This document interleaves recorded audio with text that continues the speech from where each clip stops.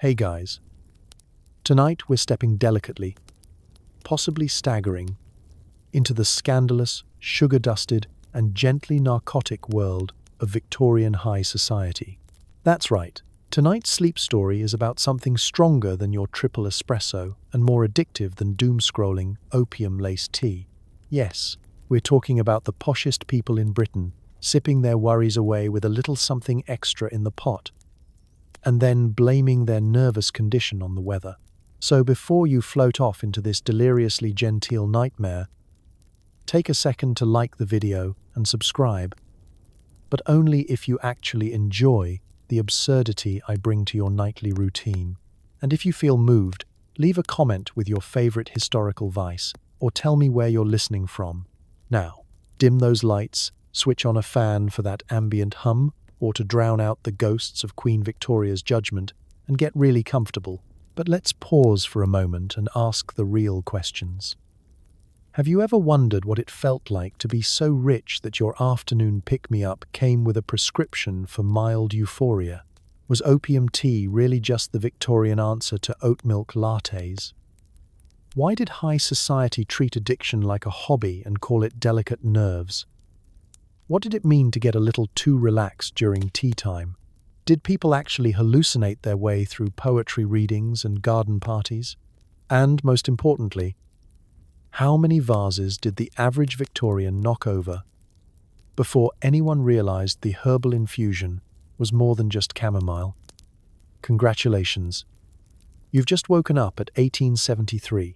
You're wearing 3 layers of uncomfortable clothing, there's a peacock judging you from the window, and someone just handed you a cup of tea that may or may not contain enough opium to put an elephant to sleep.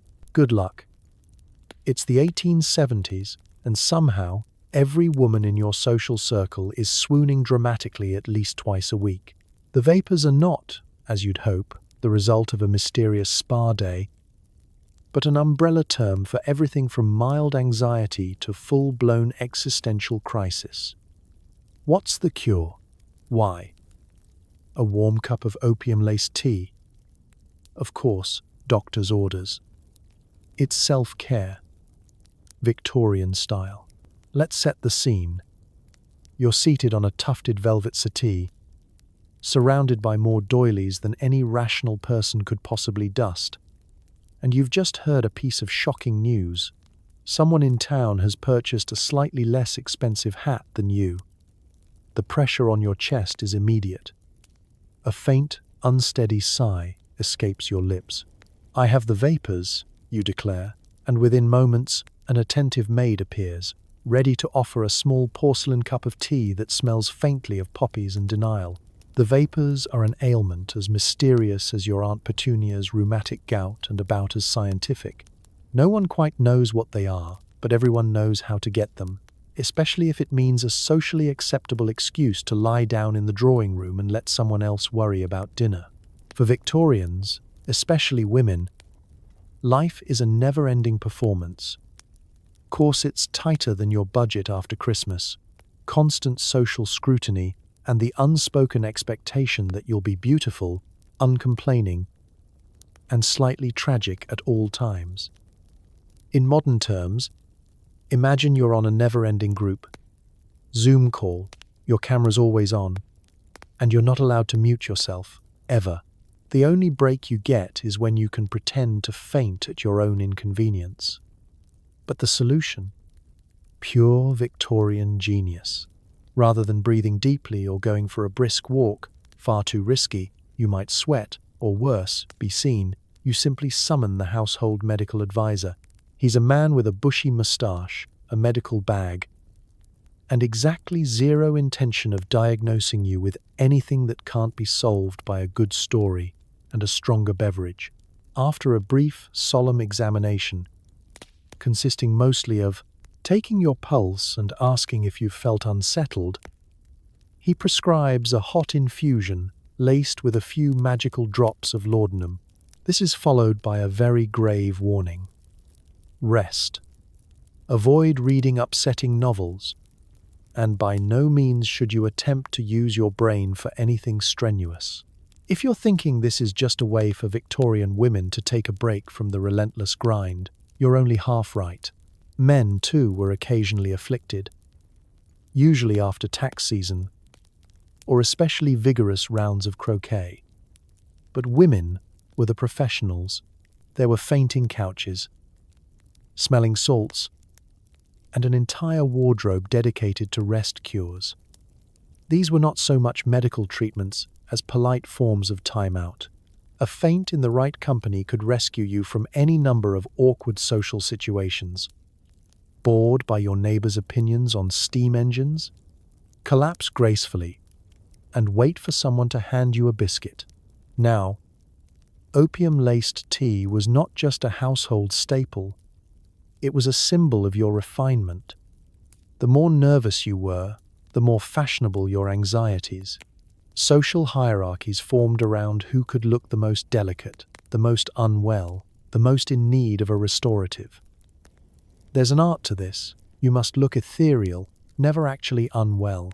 Too much color in your cheeks, and you're dismissed as robust. Far too practical for polite company. It's like wellness culture today. But instead of green juice, you're bragging about your favorite tonic and how it soothes your busy mind. Of course, the darker truth lingers in the background. Beneath the lace and perfumed linens is a genuine struggle with depression, exhaustion, and the numbing effects of daily life in a world where women's ambitions are confined to tea tables and marriage prospects. So while you drift off, feeling the warmth of your opium-laced cup, remember, Victorian self-care came with side effects. You might miss the next poetry reading because you accidentally napped through dinner. And so the age of nervous afflictions rolls on, fueled by equal parts repression and really questionable pharmaceuticals. You're not weak. You're just a product of your time, a little overdressed, a little overmedicated, and always, always ready for another cup of tea. Tomorrow, you'll rally. After all, there's a new bonnet to faint over. And that, dear listener, is Victorian resilience in its most drowsy, floral form. Picture this. It's a rain-soaked Tuesday in 1873, and you've just been told by your mother-in-law that your flower arrangements lack emotional depth. Your nerves are jangling. Your corset is on its third wind. And all you want is something, anything, that will make your mind as pleasantly numb as your left foot. So you do what any respectable Victorian would do. You slip out of the house, umbrella in hand, and head to your favorite apothecary. Not the flashy chemist on the main street, mind you, but the one tucked away in a cobblestone alley, sandwiched between a shop that sells mourning bonnets and a mysterious business that appears to specialize in leeches. You step inside and the bell above the door gives a gentle tinkle, as if welcoming you to a world where discretion is the only rule. The air smells like damp wood, licorice root, and secrets. Glass jars line the shelves, each with handwritten labels. Mother's Helper, Gentleman's Cordial, Dr. Weatherby's Invigorating Salts. But you're not here for anything so pedestrian. You're here for the real menu, the apothecary's secret selection, known only to those with the right combination of social standing, desperation, and trust in alternative medicine.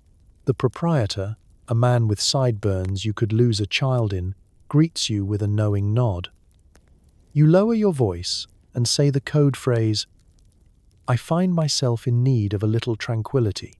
Instantly, he slides a heavy ledger across the counter, opens it to the middle, and lets you scan the list of discreet remedies. The usual chamomile and peppermint blends are there, but so is the real star.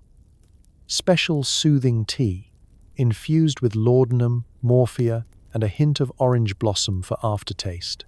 It's the Victorian equivalent of a triple shot latte, with whipped cream and a secret stash of happiness.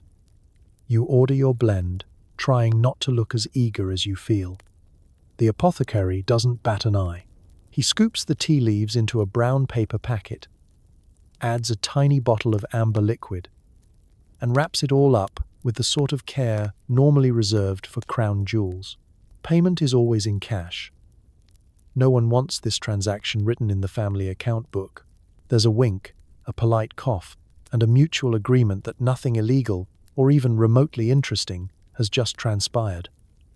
At home, you prepare your cup with ritual seriousness. The kettle hisses, steam rises, and you measure out exactly the amount of infusion recommended for a restful afternoon, double if it's been an especially social week. The first sip is bitter, tinged with the faint memory of citrus, and before long you feel your muscles relax. Your worries float away, replaced by a gentle, fuzzy euphoria. You could absolutely write a novel, solve your household's accounts, or, more likely, doze off upright in the armchair while the cat reclaims your lap for the third time today. Here's the magic of the apothecary's secret menu. It promises relief from everything life throws at you, from existential dread to the tedium of polite conversation. Got a headache? Trouble sleeping? Chronic sense of dread after the opera? There's a tea for that. The Victorians trusted their apothecaries the way we trust Google reviews, except nobody ever leaves a 1-star rating, even if they hallucinate a bit of extra embroidery on the curtains. Modern medicine looks back at this with a shudder. But for you, living in the moment, the science is beside the point. This is what self-care looks like in an era before Wi-Fi, noise-cancelling headphones, or affordable therapy. It's a private world of bittersweet remedies and silent solidarity. You, your apothecary, and the quiet knowledge that sometimes bliss comes in a cup you don't discuss at dinner. And if anyone asks why your eyes look particularly dreamy during charades tonight, just smile and say it's the orange blossom. After all, every era has its little secrets. You're just lucky yours is so deliciously relaxing. Welcome to the upper crust, where the carpets are plush. The conversations are sharper than the dessert knives. And, if you want to be truly accepted, your collection of fashionable vices is just as important as your family crest. In the glittering world of Victorian high society, nothing says I've arrived quite like a monogrammed bottle of laudanum, artfully arranged on your tea tray, nestled between the imported Assam and a suspiciously heavy silver spoon. Let's be honest. Wealth in the Victorian era isn't about how much you own, but how well you can accessorize your suffering. The most envied ladies and gents are not the healthiest nor the happiest, but the ones who suffer from the most refined, expensive, and, crucially, fashionable maladies. A touch of melancholia? Perfect. Nerves so delicate that a stiff breeze makes you consider a weekend in Bath? Even better. And the only way to properly manage such burdens is with a personal stash of high-grade pharmaceutical miracles. The polite set wouldn't dream of admitting to something as gauche as addiction. No. This is a matter of constitution, of being too finely tuned for ordinary existence, too sensitive to endure a world where the help never quite polishes the banisters and someone at the club is always misusing the word nouveau. The solution: a regular, measured dose of medicinal opium, prescribed, naturally, by your family physician, who is also a close friend and partial shareholder in 3 separate patent medicine companies. Afternoon tea is where the real posturing happens. Forget gossip about the Queen's corgis or debates over the best biscuit. The subtle flex is in how you prepare your cup.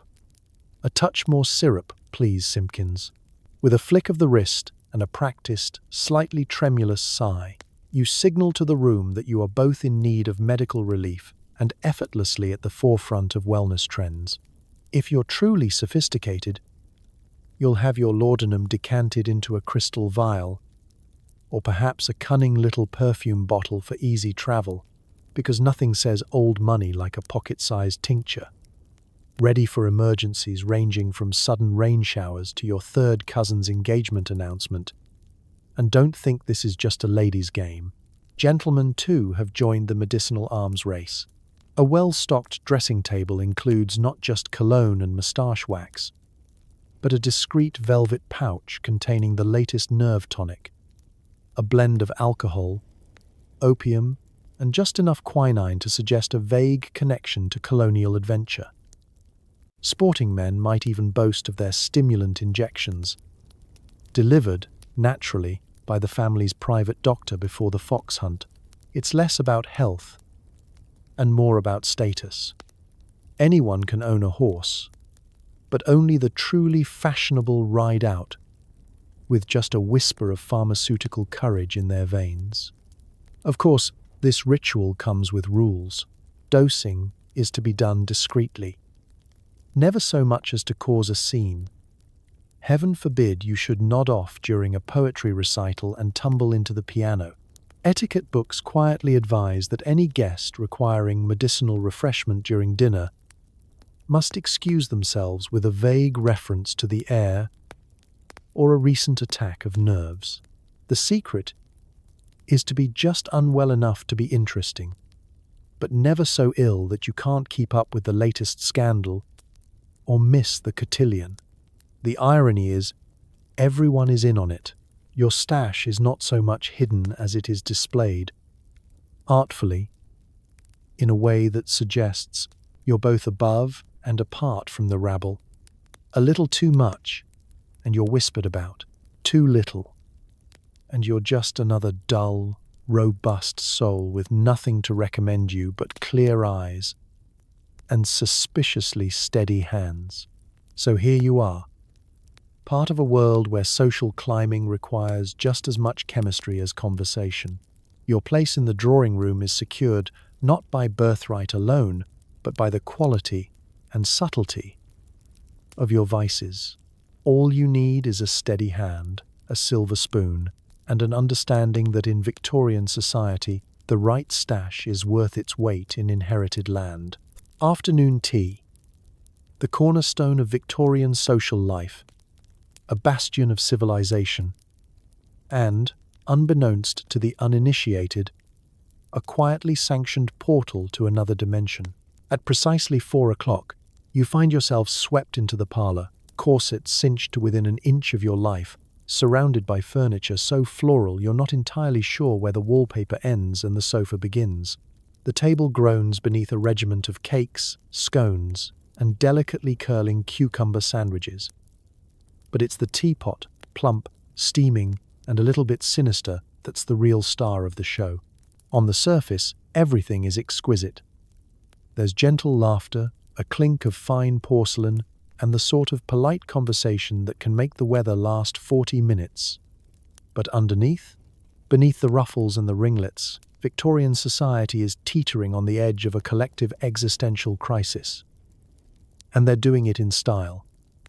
Because today's special blend is not just Darjeeling, it's been fortified with a few careful drops of laudanum, turning your average tea party into a slightly psychedelic salon. The first sign that something's amiss is the dreamy look in Lady Pringle's eyes. She hasn't blinked in 6 minutes, and her commentary on azalea cultivation has taken on an almost spiritual intensity. Across the table, Miss Weatherby is having an animated conversation with her teaspoon. Everyone nods along. After all, you don't want to appear unsophisticated, or worse, unwell, in front of your peers. It's understood. We're all floating together. You take your cup with extra sugar, just in case. The flavor is a little different. Brighter, almost effervescent. A gentle warmth spreads from your chest to your fingertips. Suddenly, the ticking of the grandfather clock is the most profound thing you've ever heard. What is time, really? And why does the wallpaper have such strong opinions about your hairstyle? This is the Victorian existential crisis in action. A room full of people, each secretly terrified of being boring, or, worse, irrelevant. There's no Instagram to validate your existence, no therapy to talk you down from the ledge of another social season, just tea, gossip, and the comforting knowledge that everyone else is, at this very moment, questioning the meaning of it all in a haze of narcotic politeness. And let's be clear, this isn't the fun sort of party where someone ends up playing charades on the billiard table. No, the existential crisis here is managed, curated, and most importantly, never, ever acknowledged out loud. Instead, it's gently diffused with idle talk of lace patterns, the latest penny dreadful, or a heated debate over whether Lady Chesham's new hat is a bold statement or a cry for help. The answer, as always, is yes. The etiquette is elaborate. If your mind starts to wander, just smile serenely and ask the person next to you how they manage their dahlias. If you accidentally let slip that you're pondering the infinite void, claim you were only thinking about the color of the drawing room curtains. Never let anyone know you're struggling to remember whether the cat always had 3 tails, or if that's just today's blend working its magic. Meanwhile, the stakes are high. Too much existential tea, and you risk drifting off in the middle of Lord Potherby's third retelling of his Crimean adventures. Too little, and you'll be the only one left to refill the sugar bowl, an unforgivable faux pas. There's a delicate balance between polite inebriation and outright bewilderment. And everyone's aiming for that sweet spot where nothing matters quite as much as the next slice of Battenberg. Eventually, as the sun slants through the dusty parlor windows, the party disperses. You're left with a lingering sense of connection, a vague recollection of someone quoting Aristotle, and the firm knowledge that, yes, you made it through another afternoon in Victorian society, 12% more existential, 100% more polite. And when someone asks how tea was, you just smile and say, "Transcendent, darling," because in this world, understatement is everything. Let's talk about science, or at least what the Victorians thought science was, which is, in many cases, only slightly more reliable than consulting the family cat and significantly less cuddly. In the grand drawing rooms of high society, every teacup poured is accompanied by a hearty dose of medical optimism, a smattering of wild guesses, and the ironclad confidence of men in waistcoats who have never once said, "I don't know." You find yourself at the doctor's office, which is really just the east-facing parlor rebranded with a brass plaque and an impressive collection of skulls. The family physician, an imposing figure with mutton chops and an aura of lavender water, listens to your complaints. Are you suffering from headaches, malaise, or a general sense of life being too much? Good news. You're perfectly normal. In fact, you may even be slightly superior. The modern term is burnout. The Victorian term? Neurasthenia, female hysteria, or the ever-popular brain fatigue. The diagnosis is never the problem. The cure is where things get interesting. A swirl of quackery and innovation. The medical solution to just about any problem is simple. Pour something new into your tea. Why? Spend time outside or talk about your feelings when you could trust the miracle of chemistry?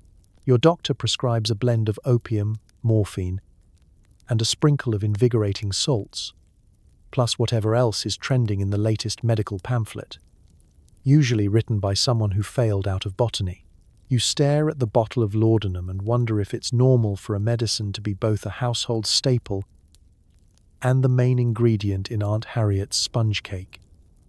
It is, in fact. If your medicine cabinet doesn't look like the ingredients list for a dramatic novel, you're simply not trying hard enough. Laudanum for nerves, cocaine tooth drops for teething, arsenic wafers for pallor. There's a remedy for every occasion, each one more questionable than the last. And if you're worried about safety, don't be. The bottles all have lovely calligraphy and a reassuring label, by royal appointment. The science of the era is mostly guesswork with a dash of showmanship. Doctors are fond of words like humors, vital energy, and restorative compounds, and they wield them with the confidence of a modern fitness influencer explaining macros. No matter the affliction, The prescription is likely to involve a soothing beverage, absolute bed rest, and the strict avoidance of emotional excitement, unless, of course, excitement is caused by reading lurid novels, in which case it's heartily encouraged but never mentioned aloud. Here's the twist. For all the mockery, these remedies often work, at least until the side effects catch up with you. Sure, you're free of anxiety, but now you're seeing sounds and tasting colors. Your doctor tells you this is perfectly normal. A sign of improvement, he assures you. Scribbling something illegible on your chart and pocketing a small bottle for his own use. If you're a gentleman, you might experiment with self-dosing, inspired by thrilling articles in The Lancet about continental advances in galvanic therapies or electric corsets. If you're a lady, you are gently reminded to trust the wisdom of the professionals and, if possible, avoid reading about female troubles in the Times, lest your symptoms multiply from suggestibility alone. To be fair, not every Victorian cure is pure lunacy. Sometimes you'll be prescribed fresh air, a glass of water, or even a walk, provided you are properly chaperoned and avoid muddy shoes. But most often, the science behind your sip is simply the comforting knowledge that someone, somewhere, is working very hard to keep you just sedated enough to stop asking questions.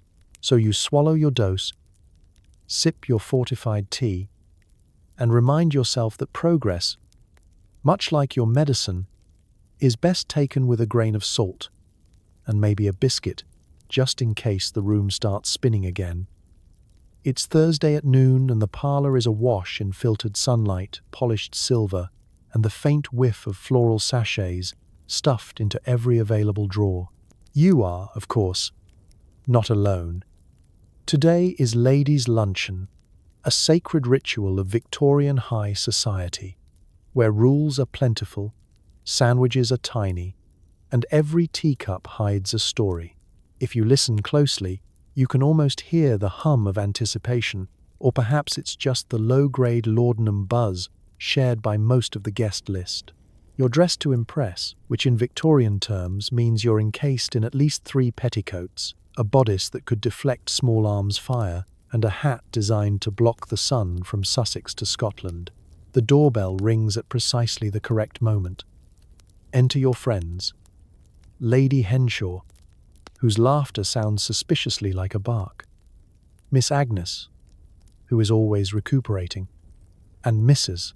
Featherstone, who arrives with the confident air of a woman who once seduced a bishop and got away with it. The opening ceremony is deceptively simple. You gather around the lace-draped table, where the silver gleams and the sandwiches look like the results of a botched magic trick. One bite, and they disappear, forever. A maid, silent, efficient, probably plotting her escape, pours the first round of tea. The host nods, and with a discreet clink, a tiny bottle of laudanum is produced from a velvet reticule.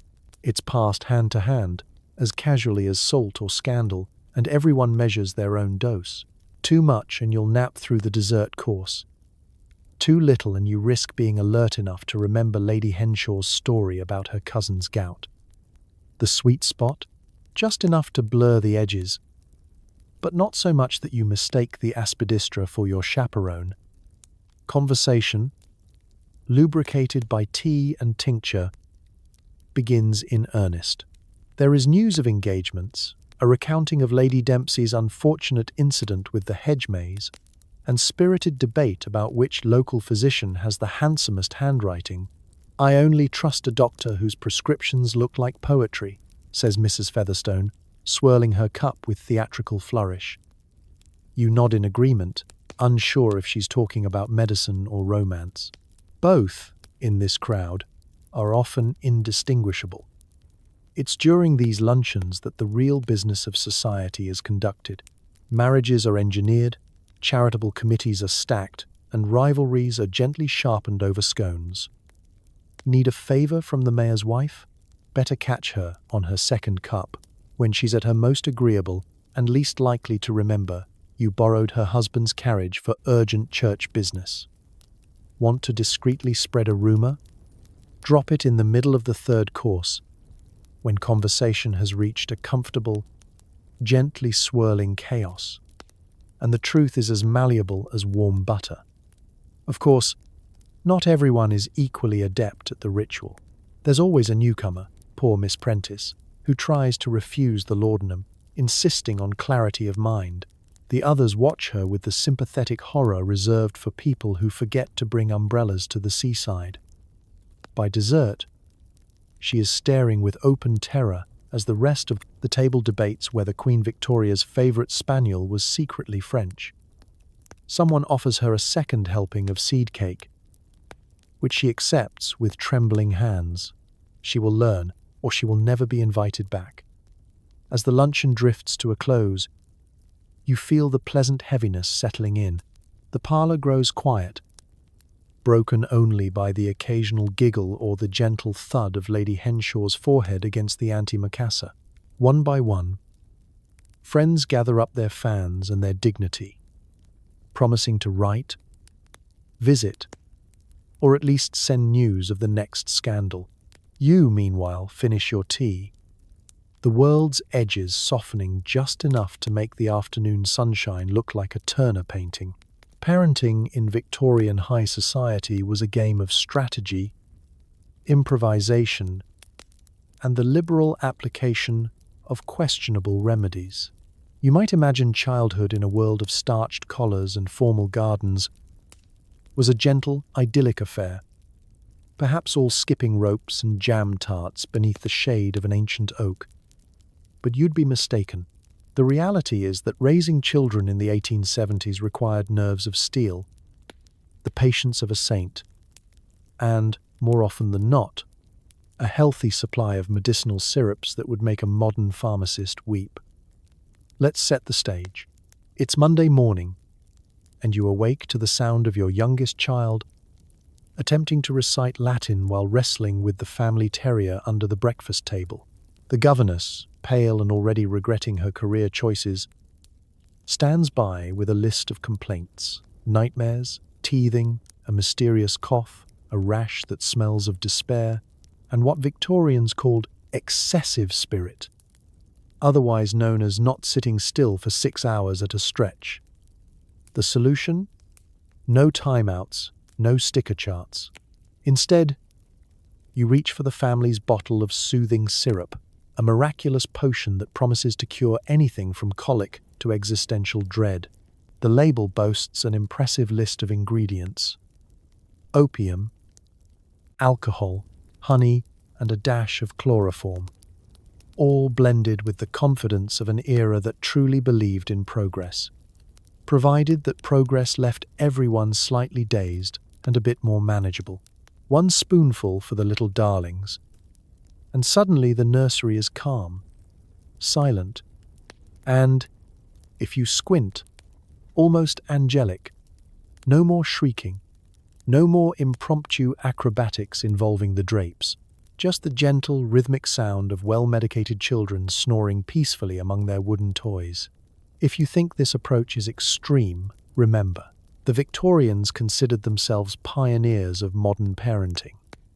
What could possibly be safer than a remedy endorsed by physicians and trusted by mothers everywhere? After all, the advertisements say so. And in a society obsessed with good manners and quiet afternoons, nothing ruins the delicate atmosphere of a ladies' luncheon like a child loudly developing character in the next room.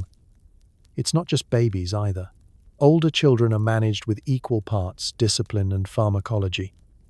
Suffering from growing pains? A touch of laudanum in the cocoa. Trouble focusing on arithmetic? Try Doctor. Bland's brain tonic. Side effects may include spontaneous poetry and a sudden appreciation for the color mauve. If little Henry seems unusually philosophical about the mortality of goldfish, don't worry. That's just the morphine syrup calming his nerves. And what about childhood milestones? First tooth, First steps. First time fainting dramatically during a spelling lesson. Each occasion is marked by a careful record in the family diary. And, more often than not, a celebratory dose of something sedative. It's self-care. But for 7-year-olds who've been asked to embroider their initials on 16 linen handkerchiefs before lunch, modern readers may clutch their pearls. But Victorian parents see nothing amiss. After all, children are resilient, especially when half asleep and blissfully unaware that their bedtime story comes with a liquid intermission. Parenting in this era is not about gentle encouragement. It's about preserving adult sanity and ensuring the nursery is a place of tranquil, well-ordered silence. There's always another bottle in the cupboard. And, if you run out, the apothecary delivers. Of course, the next morning, the children wake up groggy but refreshed, ready to face another day of French lessons, formal meals, and the ever-present risk of being paraded out for the approval of distant relatives. If anyone asks about their quiet demeanor, just smile and mention excellent discipline. No one needs to know your secret weapon. So, as you tuck your perfectly placid offspring into bed, remember, in Victorian high society, when in doubt, doze the children. Everyone else does. It always starts innocently enough. A little drop of laudanum in your tea, a soothing syrup before bedtime, a nervine tonic to take the edge off another soul-numbing lecture on the art of asparagus arrangement. But every trend has a tendency to get out of hand, especially in a society obsessed with both novelty and numbness. Welcome to the next stage of Victorian indulgence.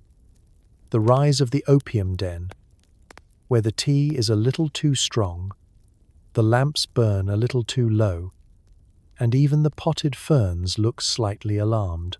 You first hear about it from a cousin who knows all the best places. He whispers tales of darkened rooms behind unmarked doors, tucked just off respectable boulevards or hidden in the warren of alleyways behind the market. These are not the genteel salons of afternoon tea. Here, velvet curtains block the world outside. The air is thick with incense and intrigue, and the only dress code is comfortably horizontal. The clientele is a curious mix. There are young men from good families, their top hats askew and reputations in similar disarray.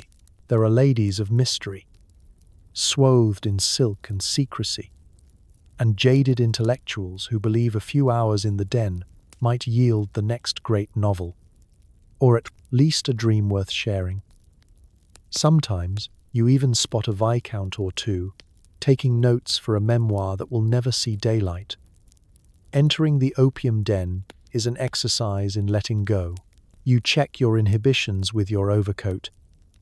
You settle into a chaise longue that feels oddly like a cloud, and the host, always unfailingly discreet, offers you a pipe, a cup, or a place to rest. The tea here is no longer masked with orange blossom or hints of lemon. It's unapologetically powerful, a rich, bitter concoction designed to erase both time and to-do lists. You sip, and the world softens at the edges. The conversation ebbs and flows in slow motion. Someone plays a sitar in the corner, though you're not entirely sure if the instrument or the player is real. At first, these dens are a secret luxury, an unspoken escape for the overburdened and the terminally bored. There's a camaraderie among patrons, a sense that you're all in on a grand experiment. How many dreams can one night hold? How many anxieties can be dissolved in a single teapot? It's a far cry from the rigid world of etiquette cards and endless social obligations. Here, you can be anonymous, creative, and, for once, completely at peace with your own peculiarities. But as with all things delightful and mildly illegal, the word spreads. The press catches wind of these dens and, true to form, stokes a moral panic hotter than the average drawing room fire. Cartoonists sketch lurid scenes of young men ruined for life, respectable women lost to vice, and a shadowy figure lurking in the background, probably with a foreign accent and a fantastic moustache. Suddenly, opium dens are less a quirky diversion and more a public menace. Politicians rail against them, clergymen condemn them, and anxious mothers double-lock the windows and hide the family silver. You might think this spells the end of the fun, but not so. As with any good panic, the truth is slipperier than a well-oiled cravat. Some dens close, only to reopen under new names with more elaborate passwords. The clientele shifts, but the urge to escape the dull grind of Victorian perfection remains. Besides, it's always the dens you can't find that are the most interesting. By now, even high society must reckon with the fact that their private indulgences have gone public.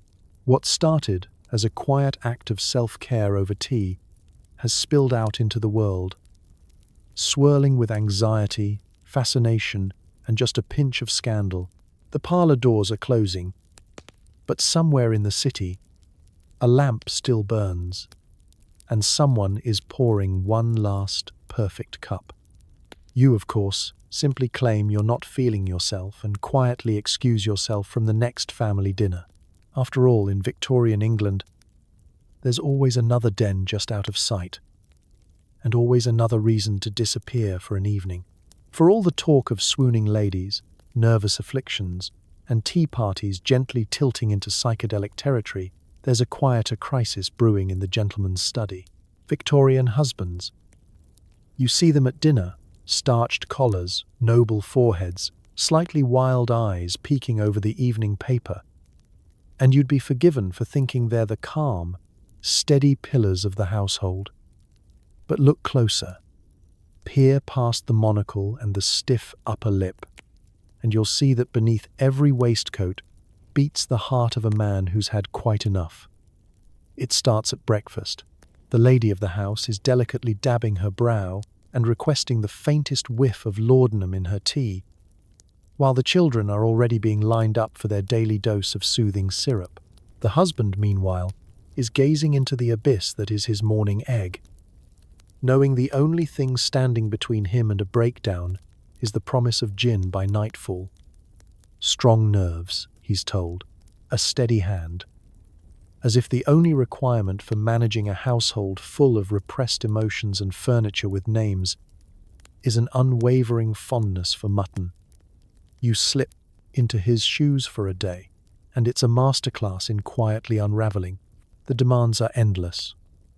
Overseeing the estate, fending off creditors, politely ignoring Aunt Edwina's opinions about the declining quality of governesses, and pretending to care about new varieties of roses in the garden.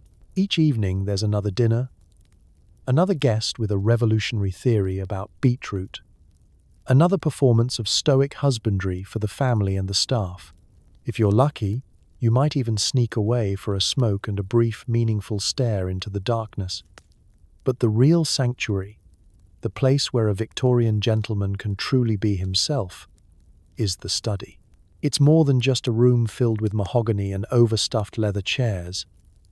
It's an emotional bunker, stocked with decanters, tobacco, and the one item that never appears in the family portrait, the discreet bottle of laudanum. For centuries, gin has been the Englishman's consolation. But in this golden age of chemistry, even the stiffest gin needs a little help. A splash of laudanum, a tonic chaser, takes the edge off more thoroughly than any London dry ever could. The ritual is almost poetic. The gin is poured, the laudanum measured out in drops with the same precision one might use to poison a troublesome neighbour's geraniums. The first sip burns. The second is easier. By the third, the world softens just enough that the prospect of hosting another poetry reading seems almost tolerable. Somewhere between the bottom of the glass and the end of the chapter on improved methods for gooseberry preservation, you remember how to laugh again, softly, so the servants won't talk. Social gatherings among gentlemen have developed their own code. Conversation in the smoking room is punctuated by meaningful silences, the occasional witticism, and the slow communal recognition that everyone is fighting a battle against the creeping sense of ennui. No one admits to needing anything beyond a little restorative, but the bottle gets passed around all the same. The occasional laudanum chaser is a mark of solidarity, if not exactly health. Of course, every now and then someone overdoes it. Sir Reginald falls asleep on the billiard table, or Lord Quimby delivers an impromptu, utterly incomprehensible toast to the Queen's dachshund. The ladies discreetly look the other way. After all, who are they to judge? Half of them spent the afternoon arguing with the parlour wallpaper. So, as the sun sets on another day of keeping up appearances, remember, the husbands are not okay. They're just quieter about it. Lost in their studies, their gin, and their quietly heroic efforts to survive Victorian family life, one laudanum chaser at a time. Tomorrow brings another round, another evening, another silent toast to making it through. And in this house, that's enough. Not everyone in Victorian society coped with their daily anxieties by fainting into embroidered pillows or arguing with the wallpaper. Some turned their private turbulence into public art, wielding pens like swords, or perhaps more accurately, like paintbrushes dipped in a well of laudanum and late-night dread.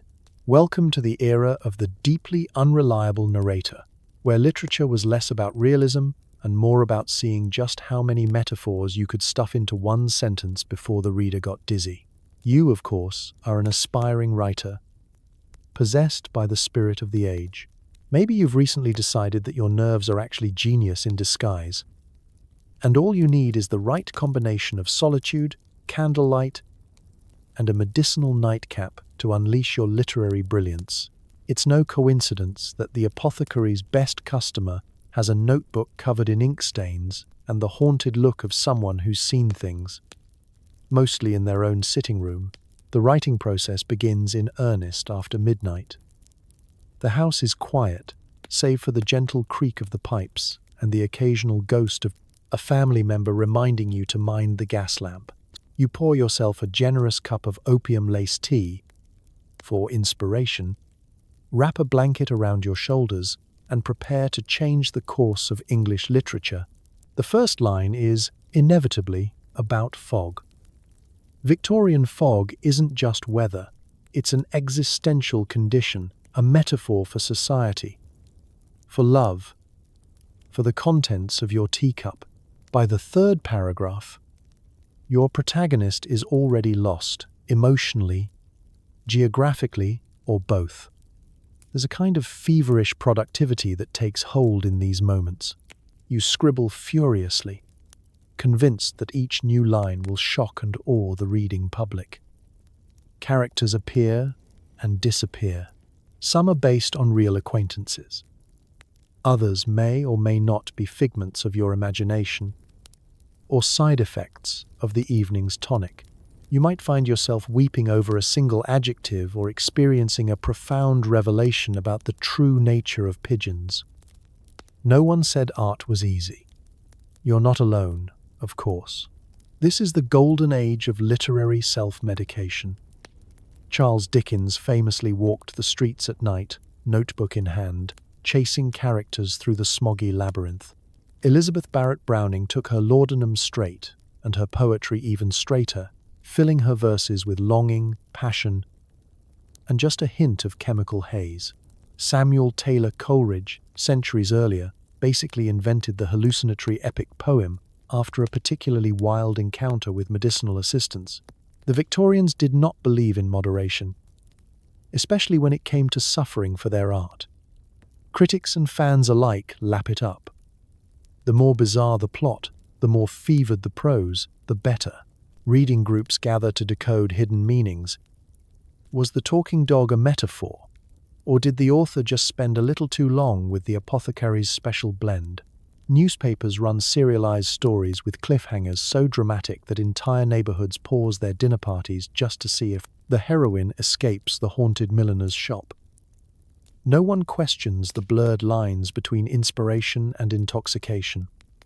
In fact, the blur is half the appeal. Of course, not every experiment is a masterpiece. Sometimes you wake up to find that your grand poetic statement is just 17 pages about a missing umbrella and 3 increasingly desperate metaphors for rain.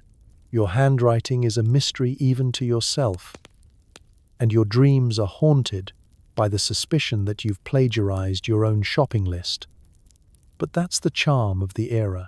In Victorian England, writers and dreamers are revered, envied, and, just occasionally, gently pitied. No one expects consistency from an unreliable narrator, least of all the author. All you can do is brew another pot of tea, sharpen your quill, and hope the next hallucination is at least grammatically correct. And in this society, that's more than enough for a spot in literary history. Life upstairs in a Victorian manor is a dizzying ballet of social anxieties, decorative bonnets, and tea with an undertow. But what about the world below stairs? Here, among the clatter of pans and the perpetual smell of boiled cabbage, the servants keep their own counsel, and, as it turns out, keep closer track of their employer's medicinal habits than any physician ever could. If you want to understand how Victorian high society really operated, you need to peek behind the green baize door, where the true keepers of the laudanum ledger reside. Let's set the scene. It's Tuesday morning, and you're a housemaid with a schedule so relentless it would terrify a Marine. Already you've scrubbed 3 fireplaces, beaten 2 rugs, and, most importantly, refilled the silver decanter in Lady Whittingham's bedroom with exactly 3 teaspoons of laudanum, not a drop more. The last time she had 4, she mistook the butler for a visiting archduke and spent the afternoon reciting Byron from atop the pianoforte. Accuracy is essential. Upstairs, precision is a matter of social grace. Downstairs, it's a matter of job security. The butler, meanwhile, is an institution unto himself. He knows everyone's secrets, the vicar's fondness for cherry brandy, Sir George's hidden stash of Turkish cigarettes, and the exact strength of laudanum required to make the master of the house less disagreeable at breakfast. If there's a crisis, a shattered vase, a missing brooch, a guest found gently snoring in the library, he knows which bottle in the medicine cupboard to check before anyone rings for the doctor. Discretion is the butler's most prized quality. His real power, however, is in knowing when to add a little extra restorative to the tea tray and when to pour only hot water. Below stairs, the staff operate their own informal information network. Scullery maids trade stories about who's been sleeping through supper, who's asked for just a little more in their cocoa, and whose sudden enthusiasm for garden walks can only be explained by a double dose of nerve tonic. Cook, for her part, knows exactly which ingredients mask the taste of opium best and which biscuits are reserved for days when the mistress is out of sorts. She also knows never to sample the gingerbread unless she wants to spend the afternoon in a gentle, floaty haze, humming old hymns to the pantry mice.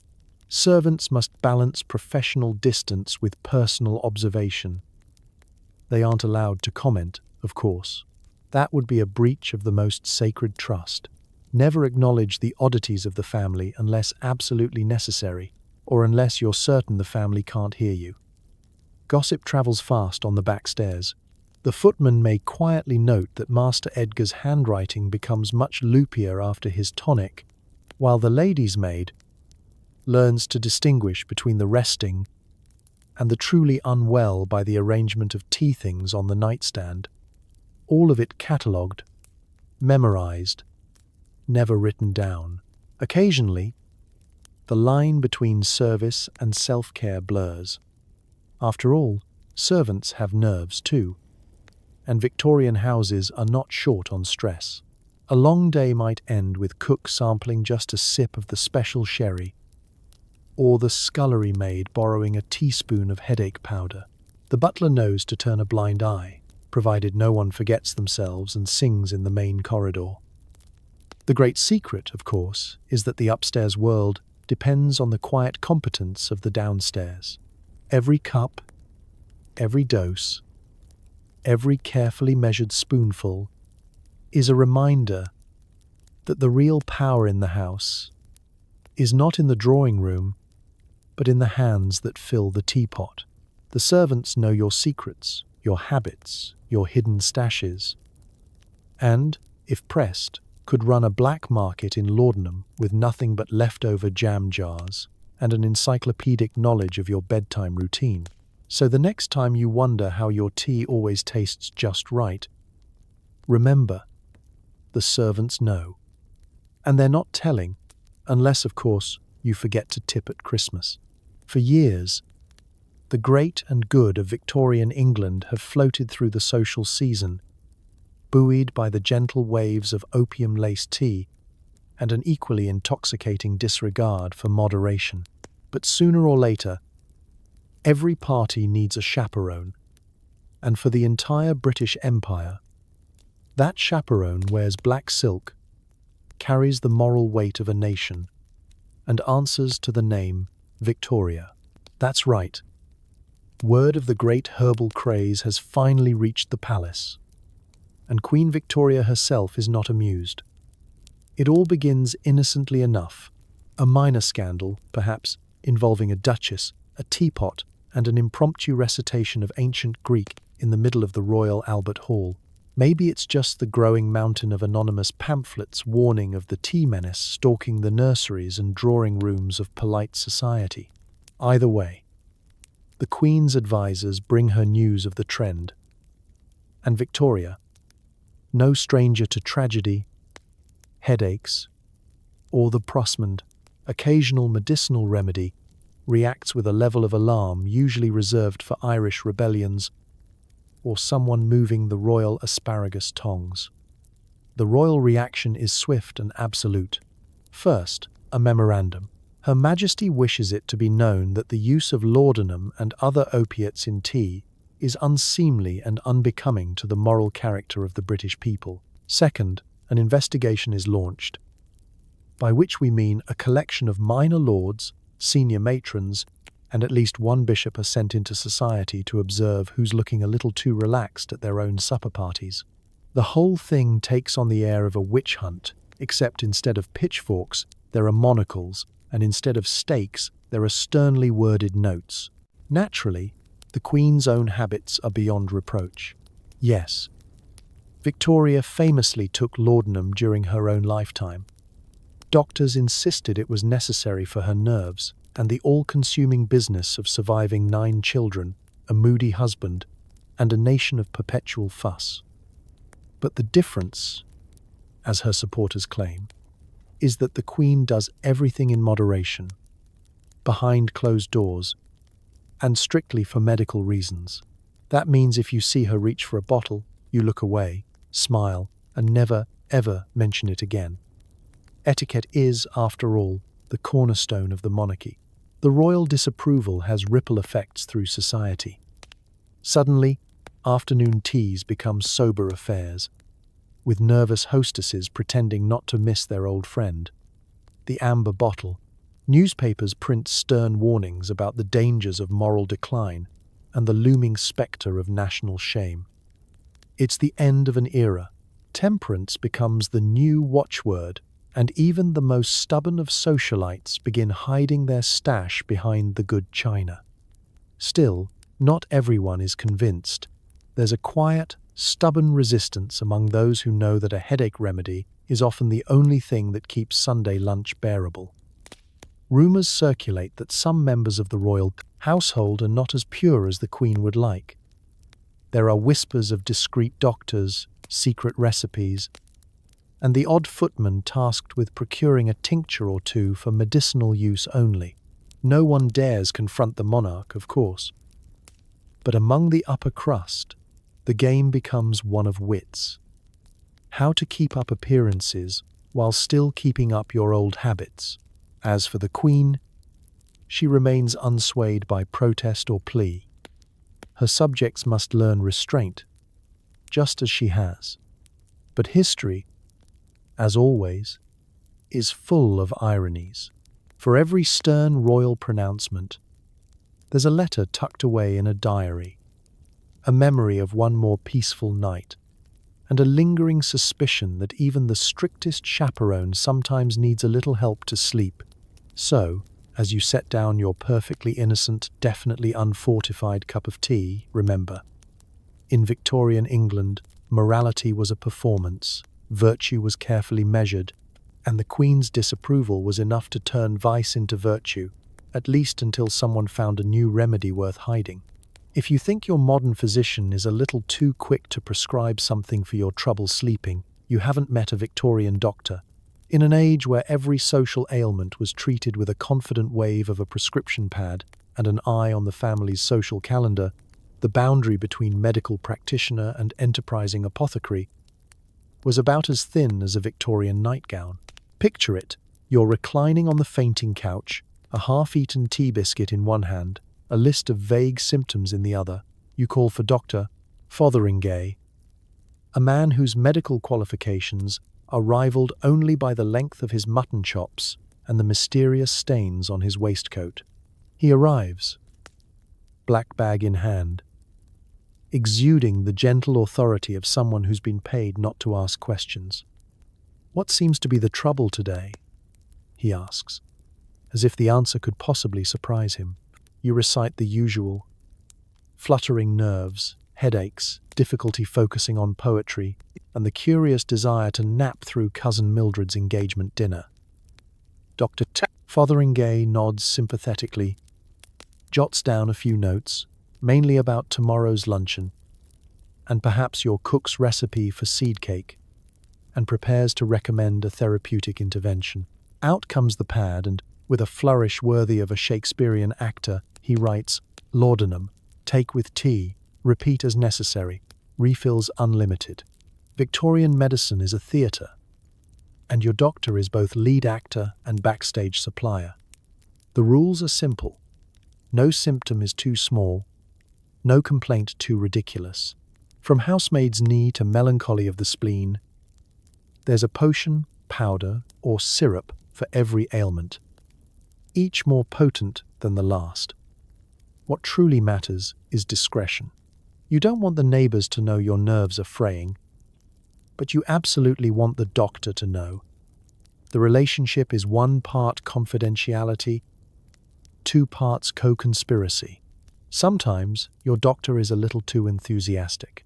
You find yourself the proud owner of a medicine chest containing enough controlled substances to start your own apothecary, or at least put on a very interesting garden party. Laudanum for sleepless nights, morphine for stubborn aches, bromide for overactive thoughts, and, if you're especially lucky, a bottle of energetic tonic with a label you can't read but whose effects you feel almost instantly.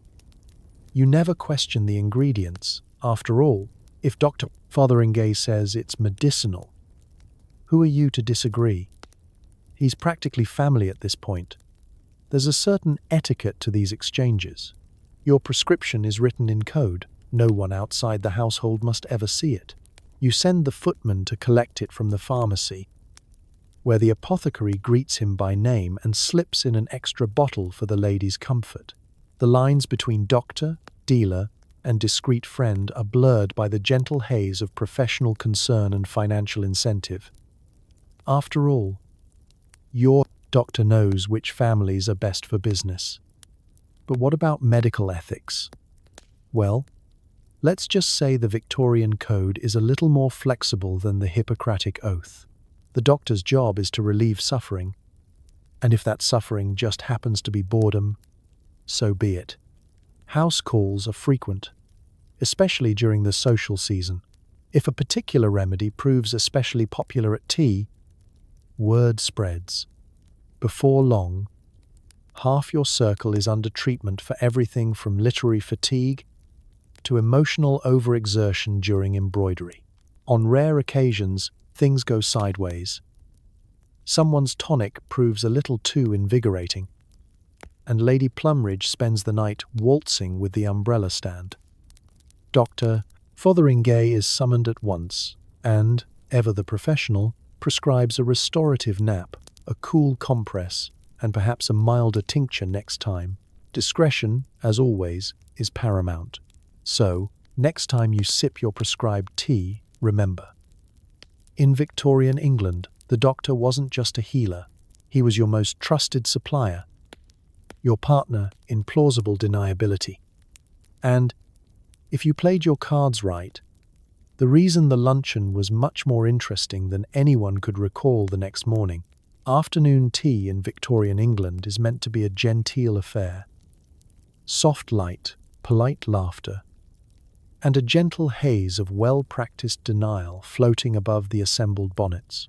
But as every seasoned hostess knows, there's a fine line between a restorative cup and a recipe for disaster. It's the age of the artful overdose, where a little too much self-care can turn a quiet gathering into the social event of the season for all the wrong reasons. It usually starts innocently enough. You gather in the drawing room, each guest arriving with their best gloves and worst secrets. The table is laid, the laudanum discreetly decanted into a crystal cruet, and the first pot of tea brewed with the precision of a military campaign. The trouble, as always, is in the pouring. Who gets the good cup? Who might need a little extra today, just to take the edge off Lord Puddleton's relentless stories about his travels in Belgium? The etiquette is unwritten but universally understood. Today, the housemaid pours with a generous hand. Maybe she's in a charitable mood. Maybe she just wants to see what happens when Lady Arbuthnot tries to play whist on a double dose. The first sign is a certain dreamy slackness in conversation. Lady Marchmont begins waxing poetic about the tragic fate of her rosebushes. Miss Pringle, normally reserved, launches into an unsolicited performance of Hamlet's soliloquy, with interpretive gestures. The laughter is a touch too loud, the compliments a little too effusive. Someone mistakes the umbrella stand for a long-lost suitor. The room spins, gently at first, then with the wild energy of a fairground ride. No one is quite sure whose idea it was to add an extra splash to the teapot, but it's clear the blend has crossed into the territory of memorable. Soon enough, the accidents begin. Lady Flossington, determined to prove she can still balance a tea tray with her eyes closed, succeeds only in showering the pianist with a fresh infusion of Earl Grey and laudanum. Sir George, who never touches the stuff except when absolutely necessary, is discovered napping contentedly in the aspidistra, and somewhere in the chaos, someone knocks over a vase that's been in the family since the Restoration. The cat, sensing opportunity, makes a bid for the cream jug and is halfway up the curtains before anyone notices. Now comes the delicate art of damage control. Smelling salts are produced, but not before half the room confesses to feeling faint and asks for just a little more, for medicinal purposes. The butler, ever unflappable, quietly removes any remaining laudanum from the table and replaces it with strong black coffee.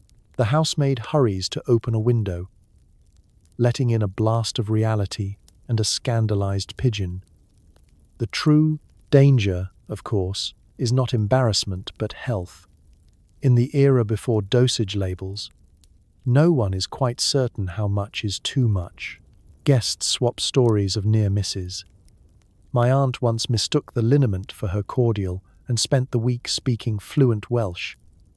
And everyone resolves to be more careful next time, without any real intention of changing their ways. A successful hostess knows that discretion is the better part of valor, and tomorrow's gossip will be all about who managed to leave the party upright. By the end, the survivors have learned a valuable lesson. The line between a restorative and a catastrophe is perilously thin, and in Victorian society, even self-care can be a competitive sport. The guests stagger home, promising to write, to visit, to remember who poured the tea, they won't, and vowing to always measure their own dose. So, As you set down your own cup tonight, be grateful for warning labels, moderation, and parties where the wildest thing in the room is the decaf.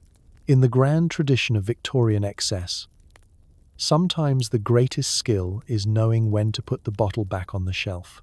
Every time you lift a dainty porcelain cup to your lips, you're savoring more than the flavors of bergamot or a dash of opium-laced bliss.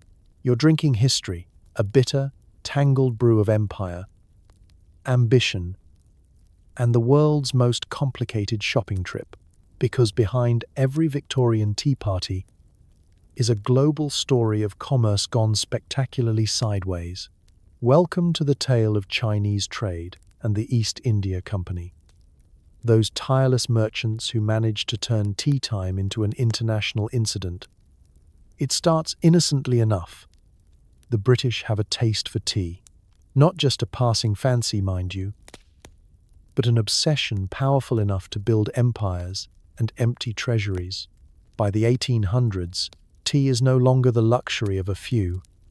It's the backbone of daily life, a reason for mid-afternoon gatherings, and the single most effective way to disguise the taste of questionable water. But tea, like all good things, comes with strings attached.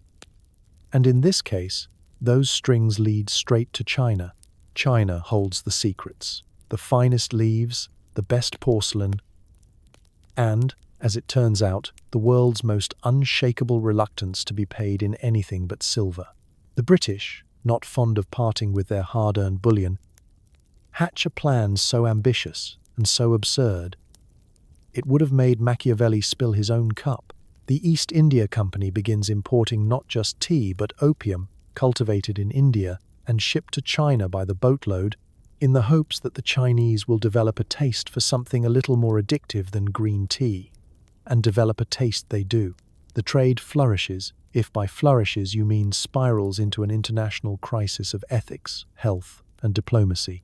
British merchants grow rich, Chinese officials grow furious, and all the while, London's teapots overflow with blends that come with a hint of global unrest.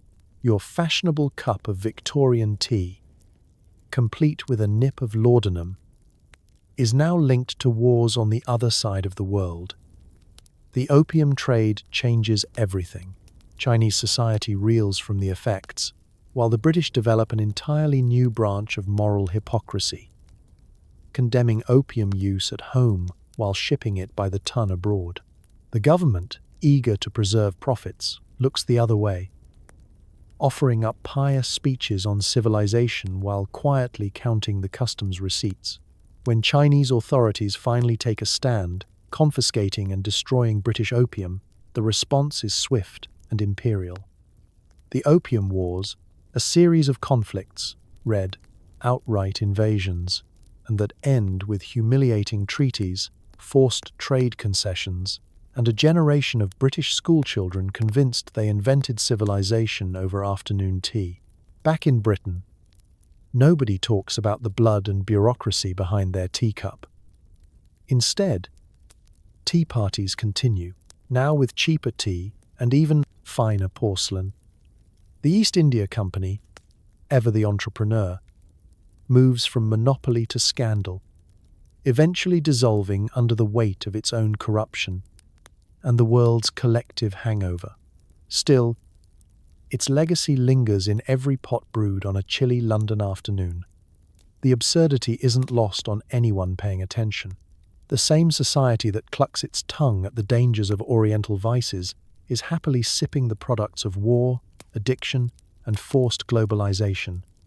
The irony is steeped as strong as the tea itself.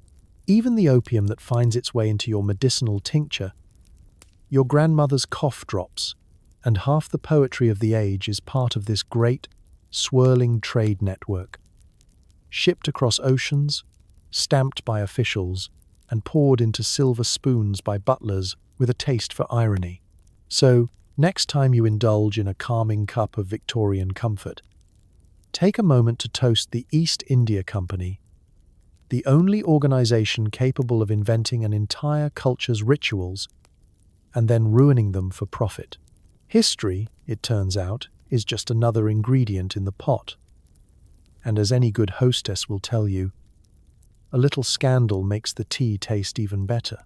Being an aristocrat in Victorian England means carrying yourself with dignity, poise, and at least one excuse for every awkward moment.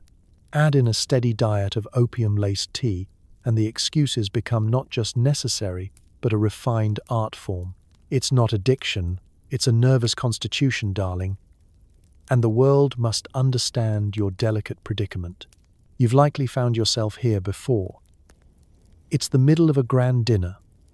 The chandeliers are blazing, and the conversation has taken a turn toward politics, or, worse, parlor games. Your head is swimming. The wallpaper seems more conversational than usual, and you're fairly certain you just addressed Lord Pembroke's cravat as my dearest friend. In times like these, you need a good excuse. And fast. The classics never fail. Fatigue is a favorite. Delivered with a sigh and a flutter of the hand, it can excuse everything from forgetting the plot of your own story to quietly dozing off during your cousin's aria. If you've been caught talking to the wainscoting, simply declare you've been overcome by the vapors. Nobody knows what they are, but everyone agrees they're terribly fashionable. For a more subtle approach, blame the weather. Rain, sun, unexpected clouds, all are perfectly reasonable explanations for your general disarray. Should you find yourself napping through the first course or gazing wistfully at the dessert trolley while everyone else applauds Lady Harrington's poetry, there's always the fallback. I'm recovering from a bout of nerves. This phrase is as flexible as it is vague. It works for headaches, minor scandals, and any situation in which you're not entirely sure where you are. The best part? No one will press for details, lest they be required to share their own story of sudden, unexplained malaise. Of course, some circumstances demand more creative explanations. If you've accidentally sent a love letter to the butler or mistaken a ficus for your long-lost uncle, it's time to invoke family history. My great-aunt suffered terribly from similar lapses, you might whisper, as if madness and mild social disaster are hereditary conditions best treated with another cup of strong tea. And if the situation escalates, say, you're found wandering the garden in your nightclothes at noon, invoke the mysterious power of doctor's orders. It's astonishing how much can be justified by a vague reference to medical authority. Dr.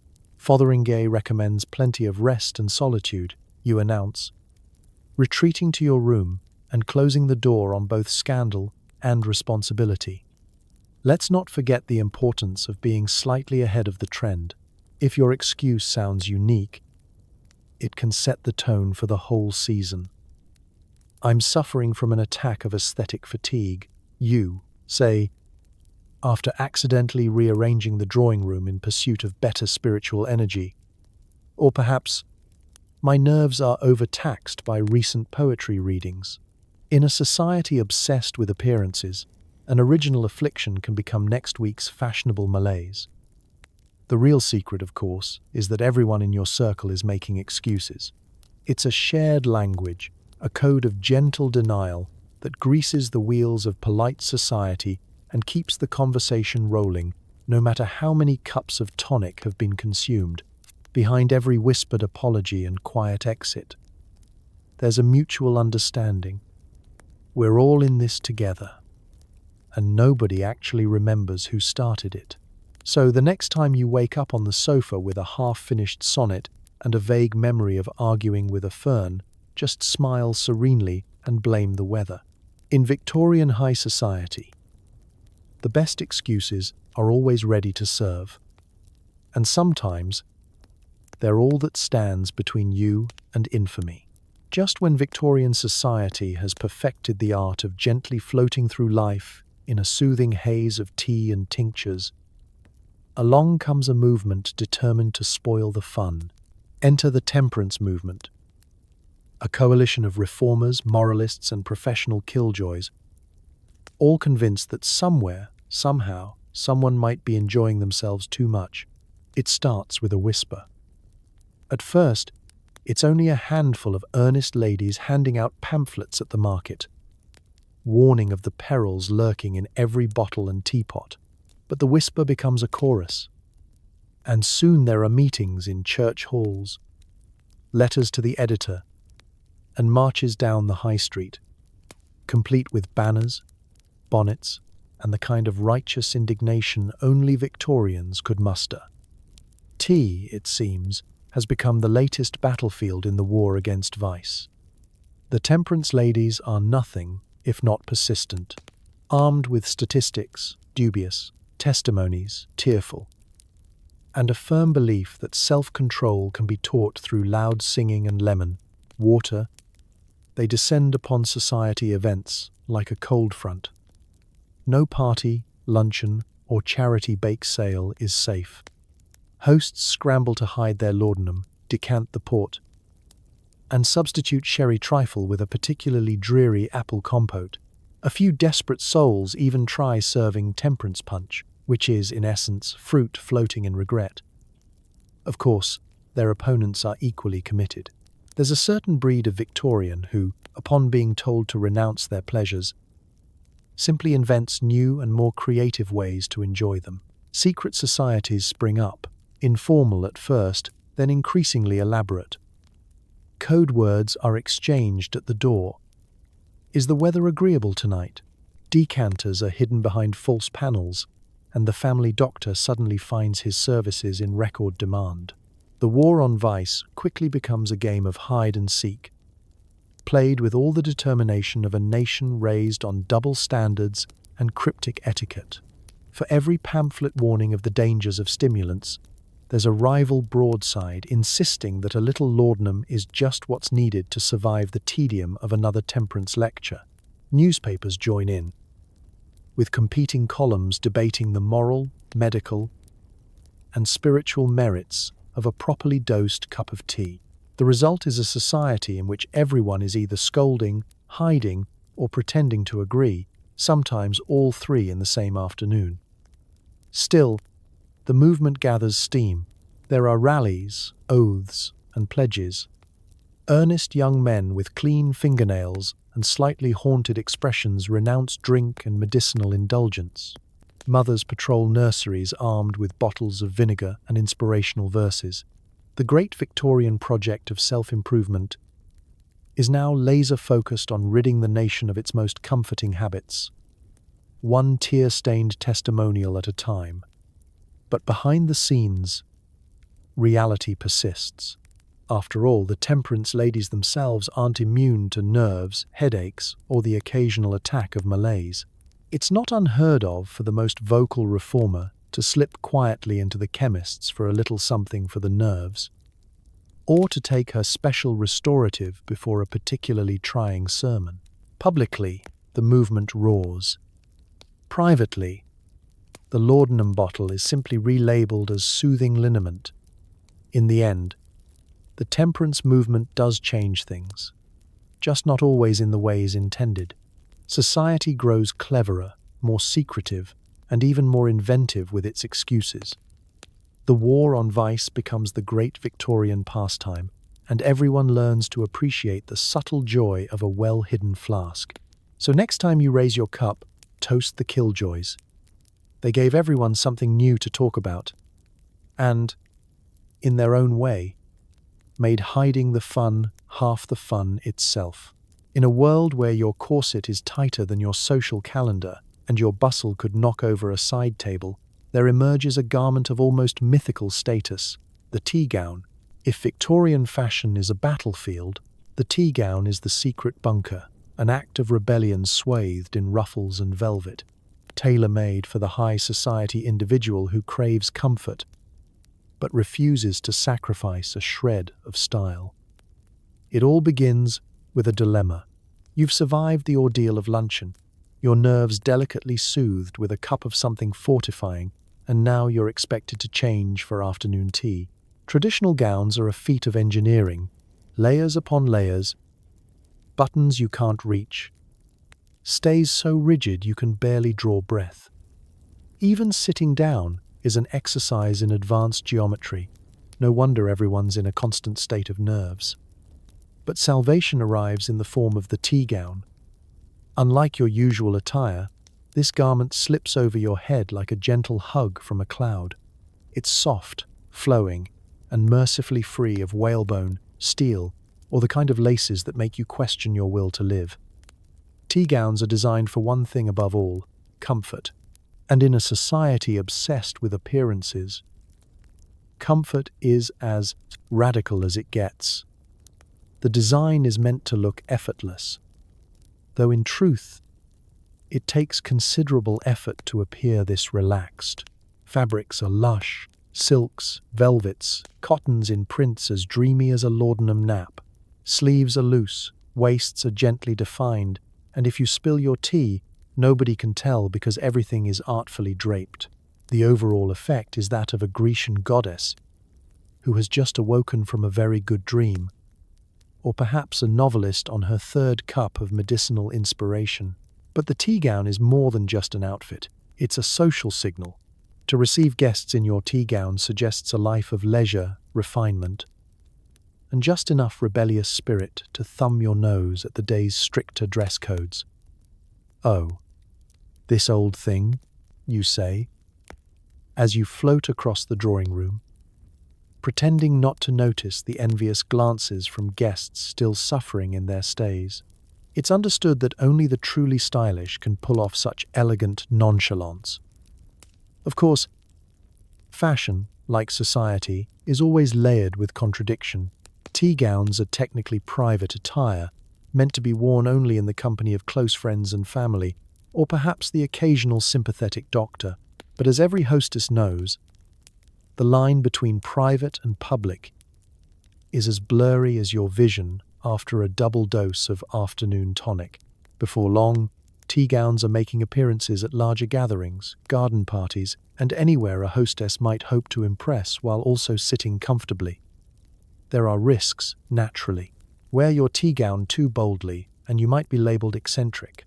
Too often, and it becomes clear to everyone that you've chosen comfort over tradition. A dangerous game in a society that still expects you to faint gracefully at a moment's notice. But those who master the art of the tea gown never look back.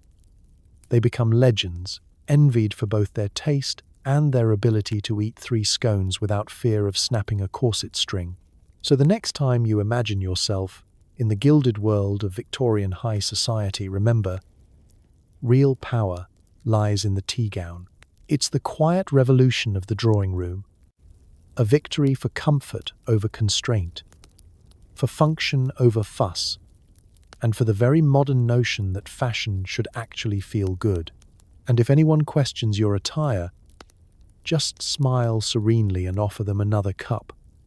Chances are, they'll wish they'd dressed for comfort too. There comes a moment in every era of excess when the tide turns, and the party winds down, not with a bang, but with the soft, collective sigh of a society realizing that maybe, just maybe, the tea has gotten a bit too lively. Welcome to the Great Detox, the moment when Britain, having spent decades swimming in opium-laced comfort, is told that from now on, the tea will be just tea. The signs are subtle at first. A few of the more cautious doctors begin to murmur about side effects. Someone writes a strongly worded article in The Lancet questioning whether it's normal for entire households to sleep through thunderstorms, poetry readings, and the annual visit from Aunt Beatrice. Pharmacists start adding words like caution and moderation to their prescriptions, and suddenly, everyone knows someone whose cousin's friend once had a rather unfortunate episode involving a nap, a teapot, and the loss of a promising engagement. At first, society resists. After all, what is a Victorian drawing room without the gentle lull of a laudanum-infused conversation? The first attempts at detox teas are met with suspicion and, frankly, disappointment.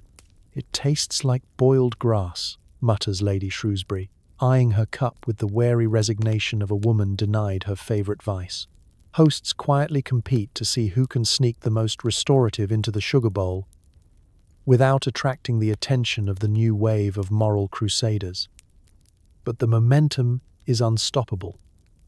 Laws change. Laudanum is reclassified from a household staple to a substance of concern. The apothecary's secret menu grows smaller, and the only thing anyone can get without a signature is a headache and a cup of weak chamomile. The era of the wellness tonic is over. Now, it's all about purity, self-improvement, and the dazzling possibility of actually remembering what happened at last week's luncheon. Suddenly, society finds itself in uncharted waters. Conversations become clearer. People stay awake through entire dinner parties. The servants, secretly relieved, no longer have to measure out precise drops of medicine before every gathering. Lady Pringle's poetry readings are, for the first time in living memory, actually attended by people who know how they got there. Even the family pets seem more alert, if slightly less entertained. Of course, detox comes with withdrawal, physical, emotional, and above all, social. There are awkward silences where dreamy anecdotes once floated. Nervous laughter replaces philosophical debates about whether the wallpaper is watching you back. Some mourn the loss of their creative muses, while others are shocked to discover they have opinions about politics, weather, or the correct way to prune a rosebush. Life sharpens at the edges, and the British learn anew the delicate art of making small talk without the help of anything stronger than a psalm. And so, the era of opium-laced tea fades into memory, leaving behind stories, cautionary tales, and a nation collectively wondering how on earth it all got so out of hand. People reminisce about the old days with the same nostalgia reserved for youthful indiscretions and questionable hats. The china cabinets remain, polished and proud, but their contents are now strictly above board. Still, some things endure. The ritual of tea survives, timeless, reassuring, and a little less dangerous. The clink of cup and saucer, the gentle murmur of conversation, and the promise of a moment's peace remain at the heart of British life. So, next time you brew a simple, honest cup, remember the great detox. Raise your teacup in a silent salute to an era when tea was anything but simple, and enjoy the gentle comfort of a world that, finally, decided to wake up. If you thought the only consequence of an opium-laced tea habit was the occasional existential crisis in the conservatory, think again. Every party must end. And, in Victorian England, the next morning is its own uniquely dreadful affair. Welcome to the hangover, Victorian style, where your head pounds, your memory fogs, and the only cure is, well, nobody actually agrees on what the cure is. But there are plenty of suggestions. Most of them, predictably, make things worse. You awaken in a tangle of embroidered pillows, still wearing half a tea gown and the haunted look of someone who's just remembered volunteering to host the next literary society. Your mouth tastes like a pharmacy.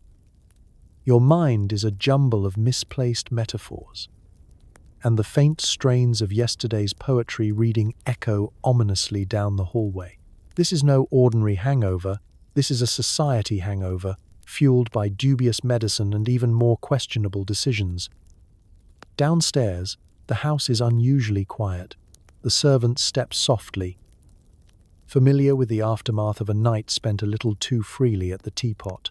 There's a pitcher of water on your bedside table, lukewarm, of course, and somehow flavoured with the faint tang of Victorian plumbing. Next to it sits the inevitable restorative, black coffee strong enough to dissolve spoons, administered by a butler who maintains polite eye contact with the opposite wall. The first step is to appear unfazed. Never let the family know you're suffering, even if the very idea of breakfast sends your nerves into open revolt. Lady Cheltenham swears by cold baths. They'll revive your spirits, and, in her case, possibly resuscitate a small horse. You lower yourself into the porcelain tub and immediately regret every decision you've made since the last Jubilee. The hangover, of course, survives the ordeal unscathed. Then there are the patent remedies, dozens of bottles promising to cure all ills, each one more colourful than the last. There's Dr. Wainscott's headache elixir, containing ingredients best left unexamined. There's Brain Tonic, a bracing mix of camphor, quinine, and hope. Hair of the dog is a popular refrain, but in practice, it just means adding a dash of sherry or another spot of laudanum to your tea and pretending it's doctor's orders. No one is fooled, least of all your liver. If you're feeling ambitious, you might try a brisk walk in the garden, but even the roses seem to recoil from your pallor. Conversations are kept to a minimum. Eye contact is risky. Miss Pringle, who last night sang 3 verses of Greensleeves while standing on a footstool, is nowhere to be found. It's possible she's hiding under a pile of shawls, or perhaps she's emigrated. As the day drags on, society slowly regathers its composure. Guests re-emerge, slightly less luminous than before, and quietly trade notes on the various remedies. Some swear by a hearty breakfast, others stick to dry toast and self-pity. There are whispered oaths never to touch the stuff again, and knowing looks that say, "Until next time." By mid-afternoon the fog lifts. The laughter returns, a little softer, a little wiser. Another day in Victorian England, survived by sheer force of habit and an endless supply of denial. The best you can hope for is that someone else will host the next gathering, and that your own misadventures remain safely in the realm of rumour. So, as you nurse your next cup of plain, honest tea, remember, every era has its hangover, and every society must learn how not to cure it. In Victorian England, the cure is as much a part of the ritual as the vice. Here's to surviving, one dreadful morning at a time. In every social circle, there's always one. While the rest of Victorian society is gently floating through life in a dreamy, laudanum-tinged haze, the abstainer stands out, unwavering, clear-eyed, and just a little suspicious to everyone else. It's not that they object to pleasure, mind you. They simply claim to find sufficient contentment in fresh air, brisk walks, and a good book. In short, the kind of person who drinks their tea with nothing stronger than a splash of milk and a sense of moral superiority. At first, the well-adjusted abstainer is regarded as something of a curiosity, an eccentric perhaps, or a tragic victim of unusually robust health. "He never touches the tonic," whispers Lady Grafton over her fan, as if discussing someone with an unfortunate family secret. "She's never once requested laudanum," marvels Miss Fenwick, eyes wide as tea saucers. You'd think the abstainer had confessed to enjoying cold porridge and early mornings by choice. Inviting an abstainer to a gathering comes with its challenges. Hosts, used to measuring out just the right amount of restorative for every guest, now find themselves second-guessing the menu. Is the punch too strong? Should the biscuits be left plain? If conversation grows a bit surreal, the abstainer sits quietly, taking it all in, unfazed by Lady Abernathy's impromptu discussion with the wall sconces. There's a certain power in their stillness, a calm at the eye of the storm. Social suspicion lingers. What are they hiding? Are they judging everyone else's little indulgences, secretly keeping score from their perch of sobriety? Or, far worse, are they genuinely content, immune to the existential panic that has the rest of the drawing room anxiously counting the minutes until the next cup? There are whispered theories. Perhaps they're a secret Methodist. Perhaps they had a bad experience with a poorly made elixir in their youth. Or perhaps, most scandalous of all, they simply have no nerves worth calming, despite, or perhaps because of their curious habits. The abstainer quickly becomes the designated voice of reason in any crisis. When Sir Percival is discovered dozing in the garden fountain, it's the abstainer who fetches a towel. When the vicar starts quoting ancient Greek during supper, the abstainer can be relied upon to steer the conversation gently back to the weather. In a world forever teetering between euphoric and somnolent, the abstainer is a beacon of stability, occasionally resented, frequently relied upon, and always invited back, if only for insurance purposes. Of course, it's not easy being the well-adjusted one. The abstainer must endure endless good-natured teasing, 1,000 offers to try just a sip, and the quiet suspicion that they're taking notes for a future scandalous novel. Every yawn is scrutinized for signs of weakness. Every smile is checked for hints of smugness. If the abstainer ever falters, even slightly, it becomes the talk of the season. Did you see? He almost reached for the cordial.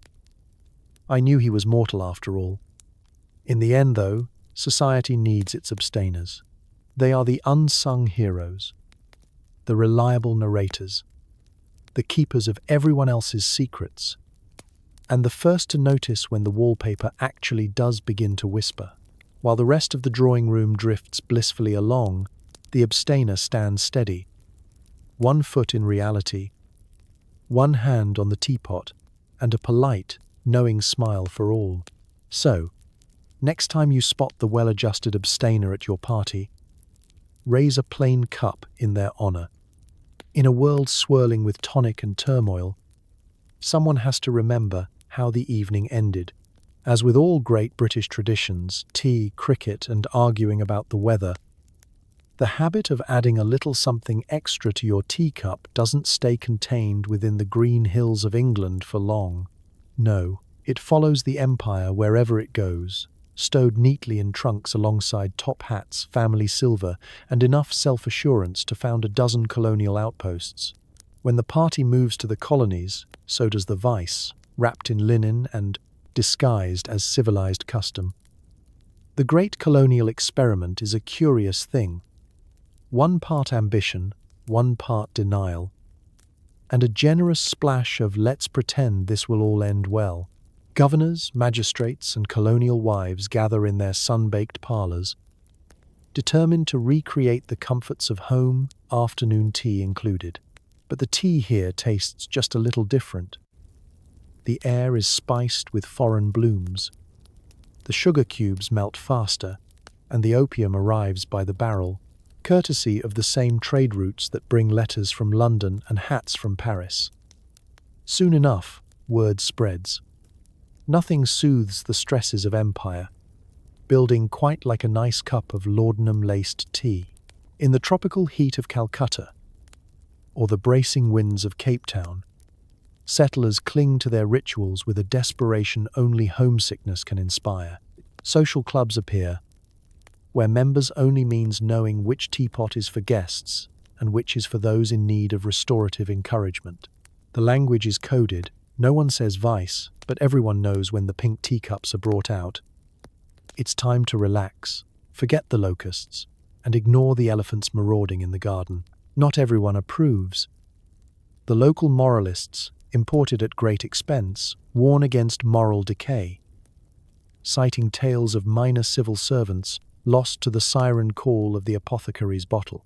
Missionaries frown, schoolmasters mutter, and the colonial administration dispatches circulars reminding everyone that temperance and moderation must be observed at all times. These circulars are, of course, best read after a fortifying cup. Meanwhile, the locals observe with bemusement as the British enact their rituals of polite oblivion. To them, the sight of a dinner party dissolving into gentle slumber or sudden, inexplicable poetry readings is just another oddity of the colonial presence, like boiled beef on a humid afternoon, or a man in full regalia melting into his armchair before sunset. Some are quietly scandalized, others quietly amused, and the wisest learn to keep a steady supply of strong, plain tea just in case. Inevitably, the vice becomes a matter of status.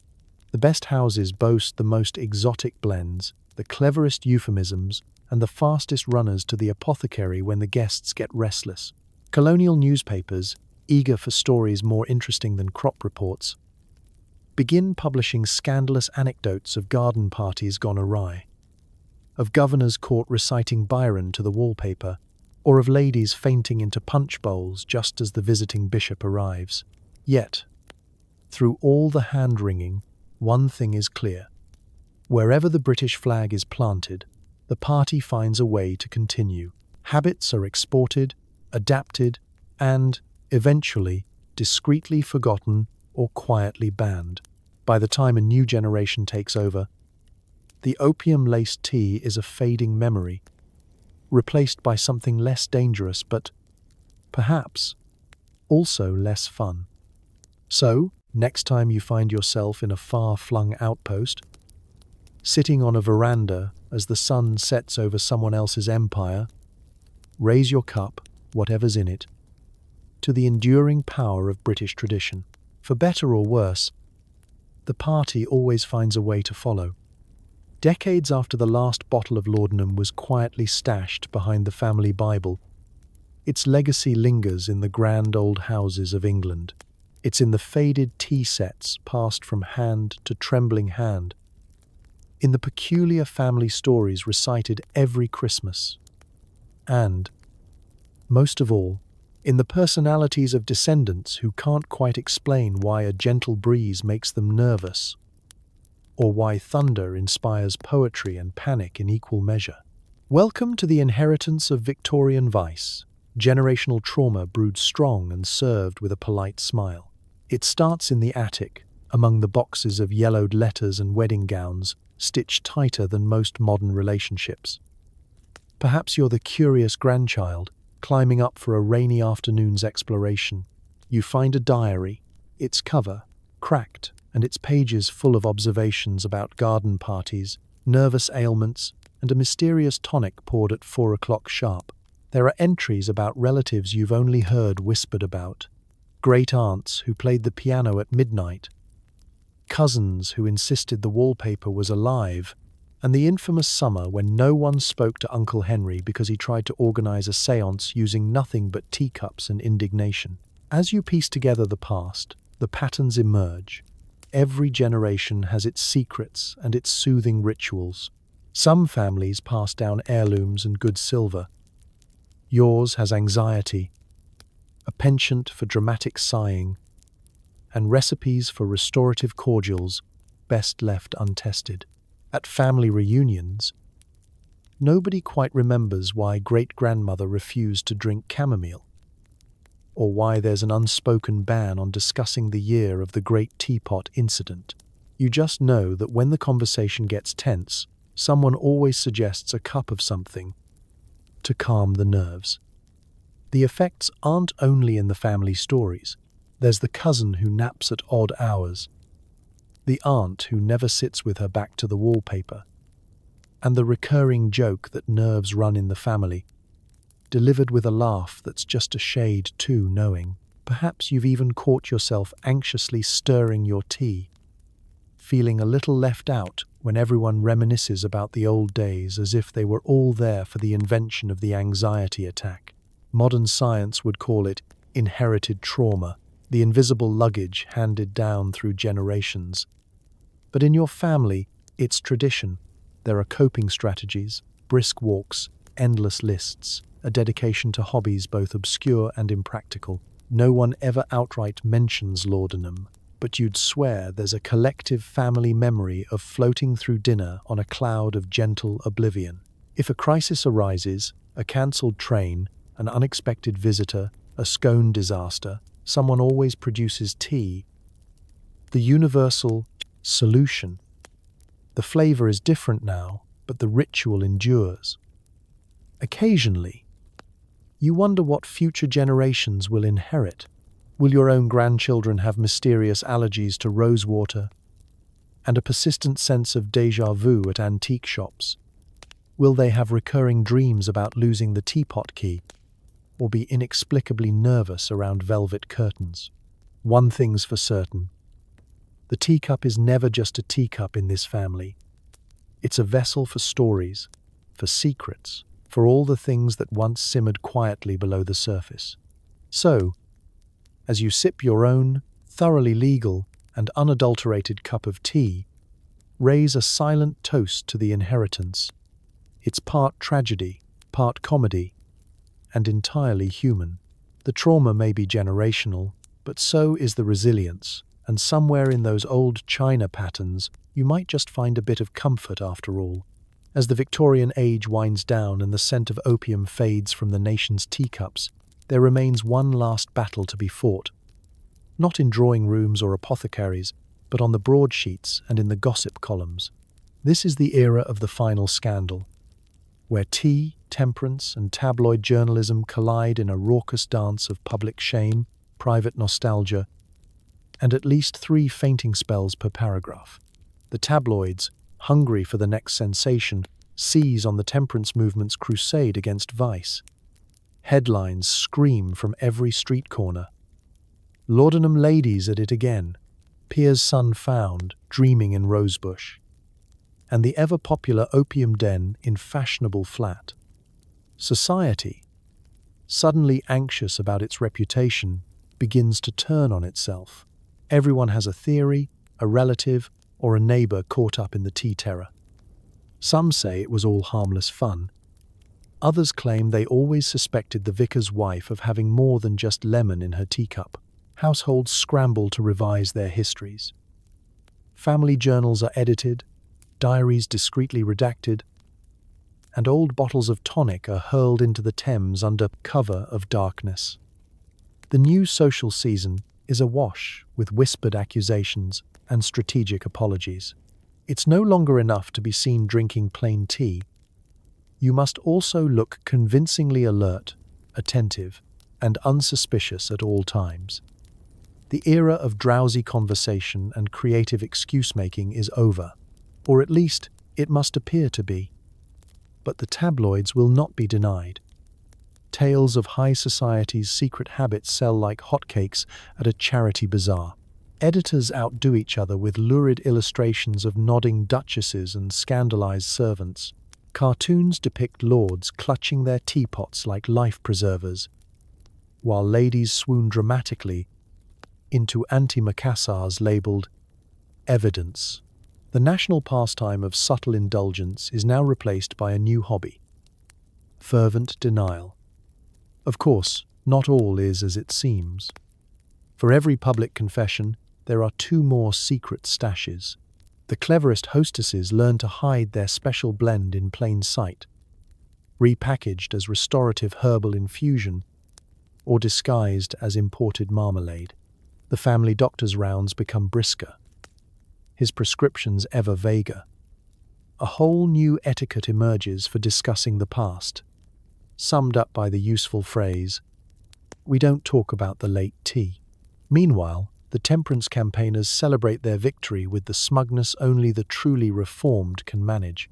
Parlors are redecorated in bright, alert colors, and invitations promise wholesome company and conversation. Attendance at tea parties drops temporarily, as society takes a collective nap and waits to see what will happen next. Yet, beneath the surface, nostalgia simmers. Some long for the dreamy afternoons and gently blurred edges, for the poetry readings where no one quite remembered the ending, and for the reassurance that whatever happened, it could always be blamed on the tea. Even the most fervent reformers sometimes glance wistfully at the old china and wonder what they're missing. In the end, the final scandal is less about vice than about change, the passing of an era, the loss of a comforting vice, and the dawn of a nation newly obsessed with self-improvement. The tabloids, having wrung every last drop from the story, move on to fresher scandals. Bicycle bloomers, suffragettes, and that alarming new invention, the telephone.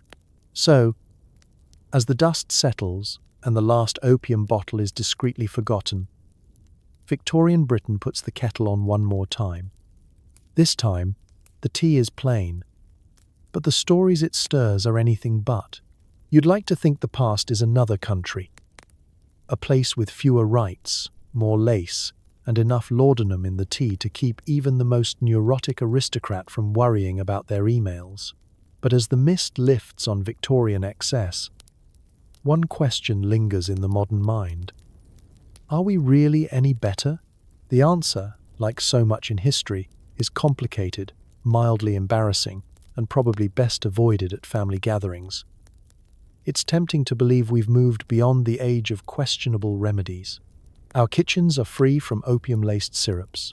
Our pharmacies stock only substances with reassuringly long warning labels, and our cups are filled with fair trade, single-origin coffee.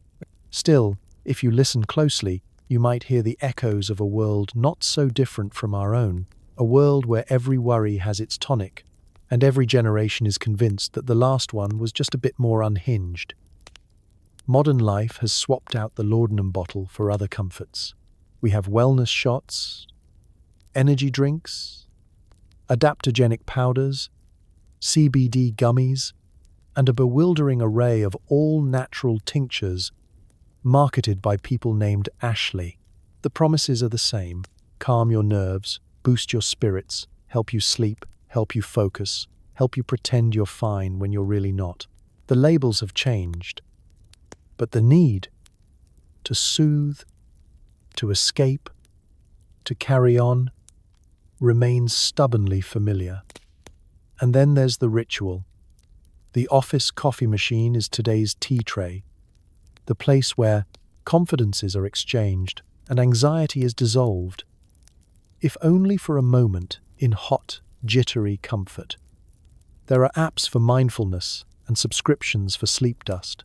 You might not faint at dinner or blame your wallpaper for moving, but you have definitely searched the symptoms of existential dread at 3 a.m., only to be offered 12 solutions, each more expensive and less effective than the last. The excuses have evolved too. Today, it's not the vapors, but burnout, seasonal affective disorder, or simply allergies. Instead of citing a nervous constitution, you can blame Zoom fatigue or information overload. The phrasing changes, but the impulse is timeless.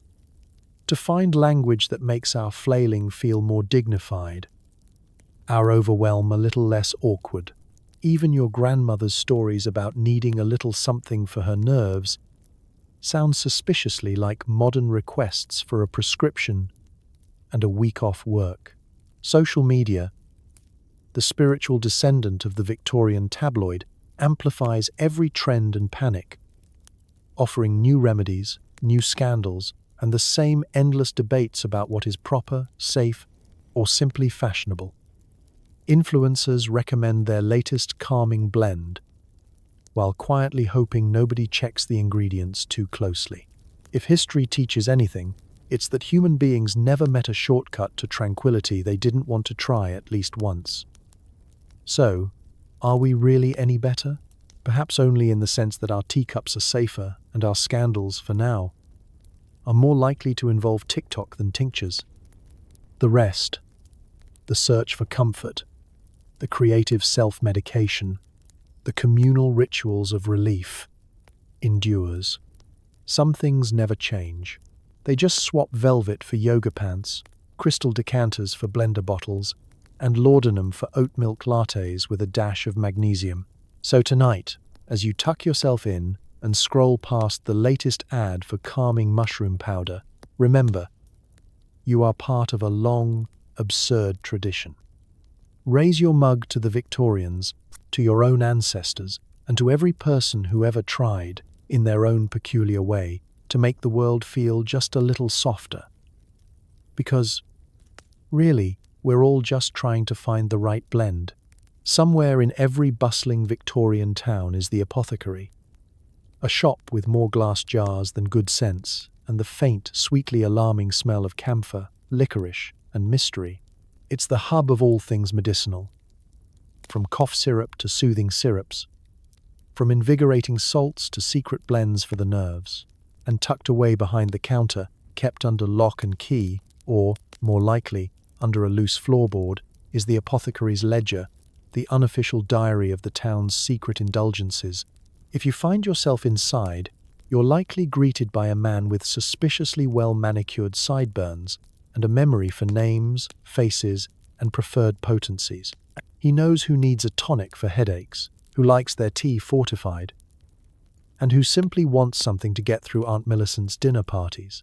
The real business is not what's on the shelf, but what's whispered across the counter.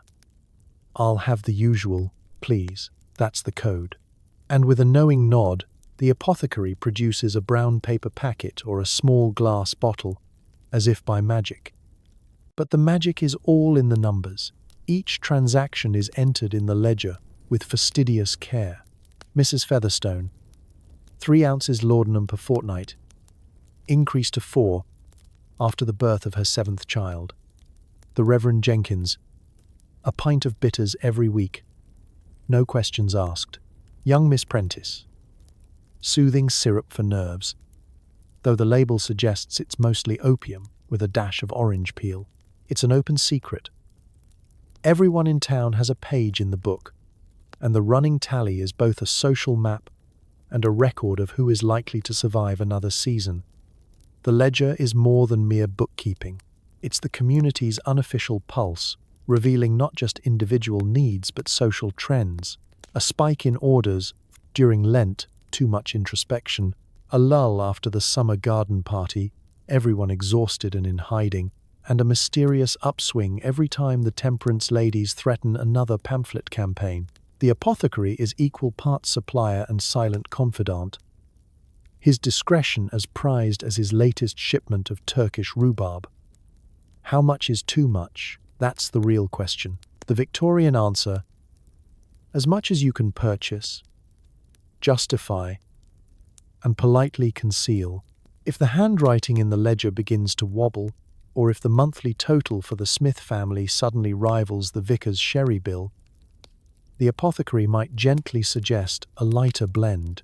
But for the most part, the ledger is a study in denial. No one ever admits to overindulgence, just an unfortunate string of headaches, sleepless nights, or delicate nerves running in the family. For all the solemnity, there is humor in the routine. For external use only is quietly ignored.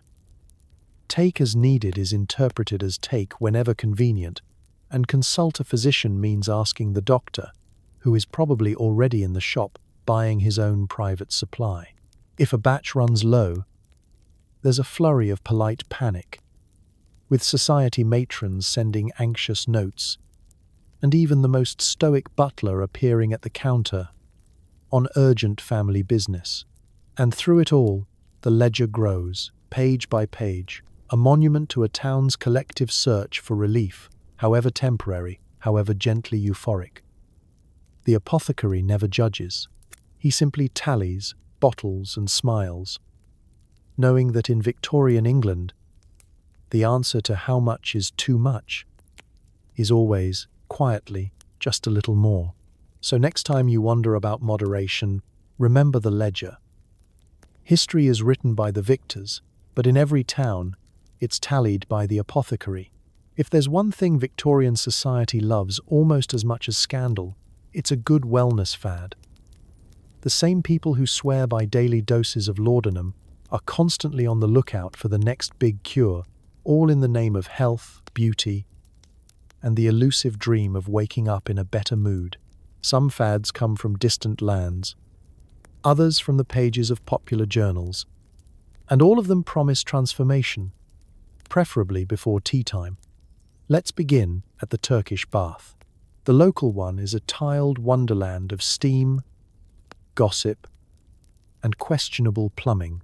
You slip inside, greeted by clouds of vapor, marble benches, and a crowd of half-dressed acquaintances pretending not to recognize each other beneath the towels. The theory is simple.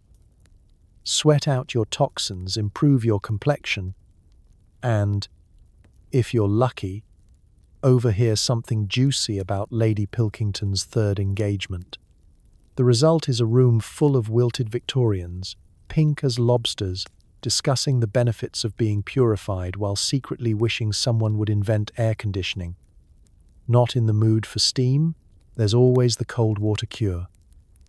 Health resorts across the country advertise the miraculous effects of plunging into freezing lakes at sunrise. The bravest are sent off by their friends, who stay firmly wrapped in blankets, to reinvigorate their constitutions and return, hopefully, before lunch. The medical claims are impressive: cures for nervousness, insomnia, and even excessive fondness for pudding. But most participants just emerge with chattering teeth and a renewed appreciation for hot drinks. And let's not forget the tonics.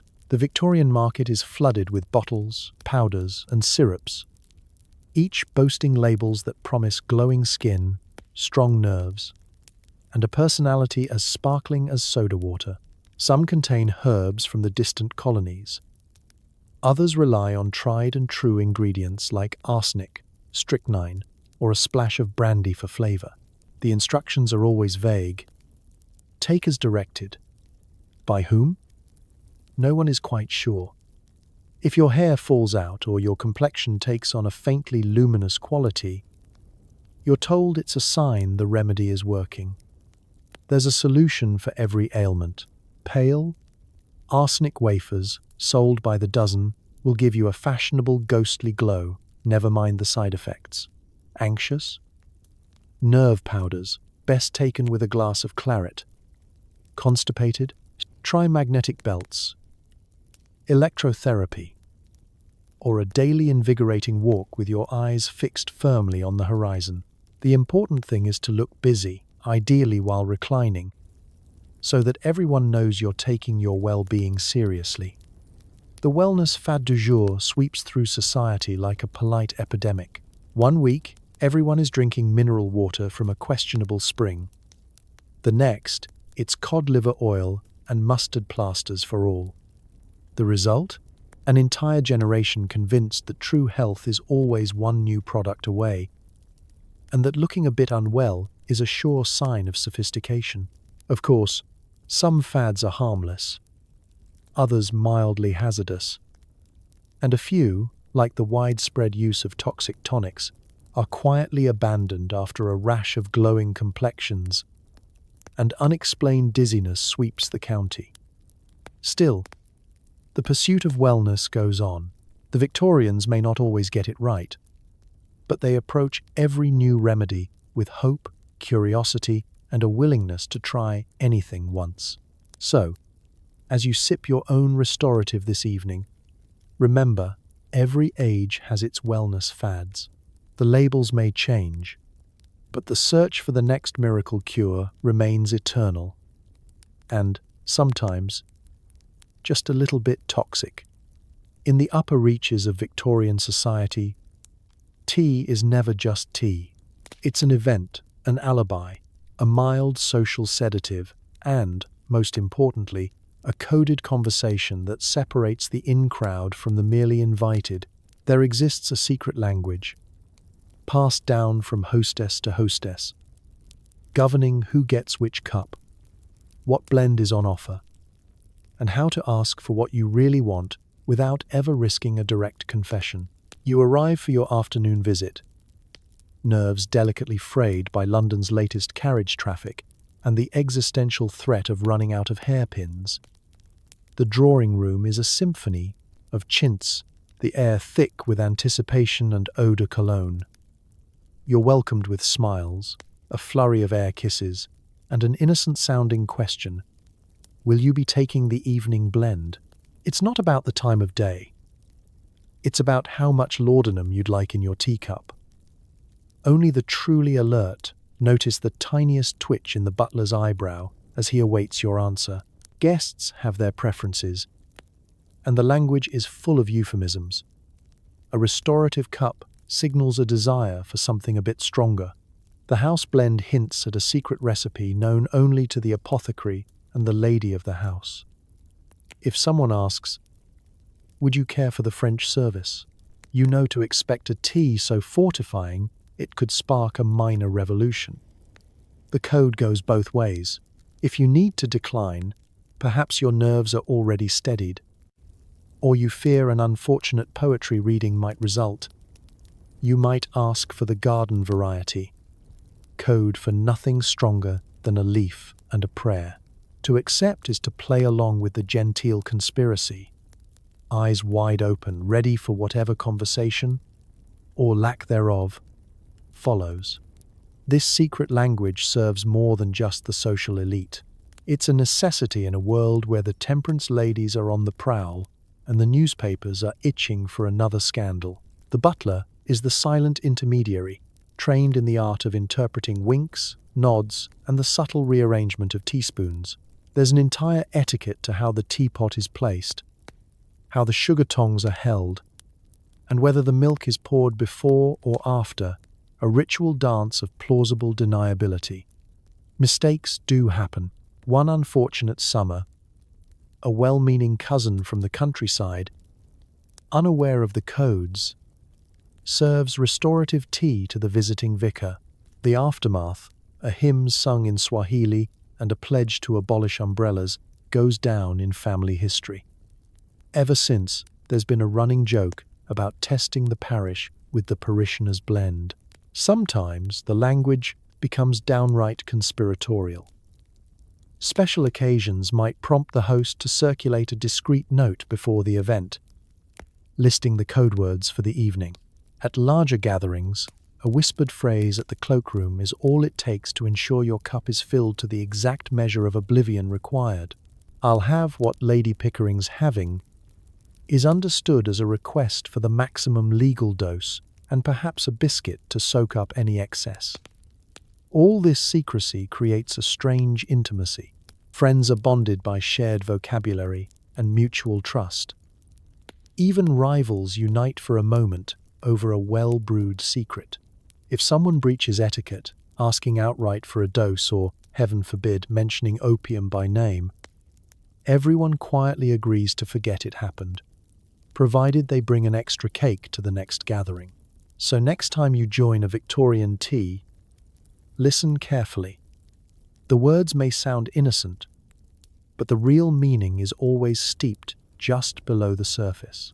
After all, in a world obsessed with appearances, nothing is more fashionable or more necessary than a well-placed code word and a perfectly blended cup. The Victorian ball, on paper, the social highlight of the season, a glittering evening of music, romance, and relentless social maneuvering. In reality, for most, it's an endurance event best approached with the help of a little something extra in your teacup. Welcome to a world where half the room waltzes through silk and taffeta, and the other half is quietly floating, dancing not just with partners, but with the gentle haze of medicinal self-care. You arrive at Lord Botherington's annual winter ball, wrapped in enough velvet and lace to upholster a small chaise longue. The chandeliers drip crystal, the orchestra is tuning up for a marathon, and the refreshments table boasts an impressive selection of cakes, punch, and a special restorative tea reserved for those who know whom to ask. The air is thick with perfume and anticipation. Or is that simply the laudanum kicking in? On the dance floor, it soon becomes apparent that not everyone is moving at the same speed. The truly enthusiastic, the debutantes and eager young men in dangerously tight collars, fling themselves into the polka with alarming zeal. But if you look closer, you'll notice the more experienced guests gliding with suspicious serenity, faces composed, eyes slightly dreamy. Conversation is languid. Laughter arrives on a 2-second delay, and nobody seems terribly troubled by stepping on a hem or losing count of the steps. Oh, is it the third turn or the fourth? No matter, darling, just follow the music and let the world spin gently by. For the seasoned ball-goer, this is the true art of the event, achieving the perfect balance of participation and dissociation. Too much tea, and you risk nodding off in the conservatory before supper. Too little, and you're left painfully aware of every misplayed note, every awkward pause in conversation, every well-meaning uncle recounting his trip to the cheese market in tedious detail. There's a reason the most coveted spot is always near the refreshment table.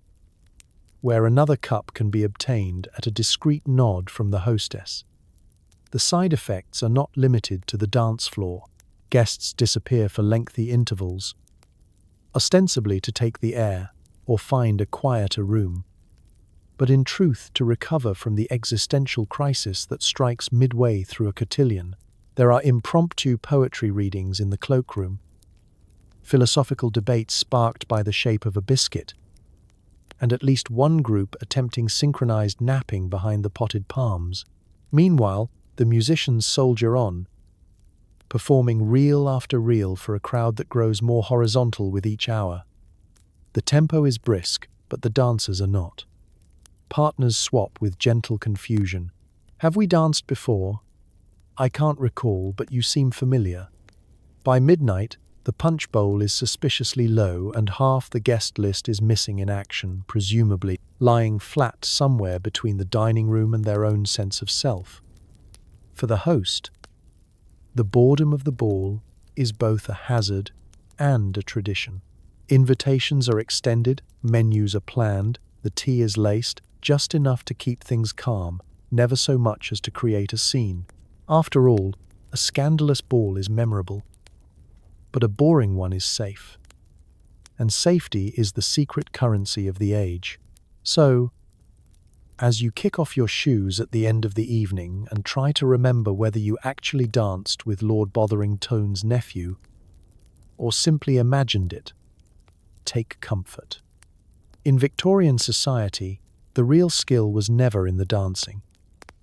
It was in making it all look effortless, even when you were, quite literally, only half awake. If there's one thing the Victorians love more than their tea, it's adding something exotic to it. In an age of steamships, empire, and global curiosity, the British upper crust are convinced that anything with a foreign label, or better yet, unpronounceable ingredients, is not only fashionable, but automatically good for you.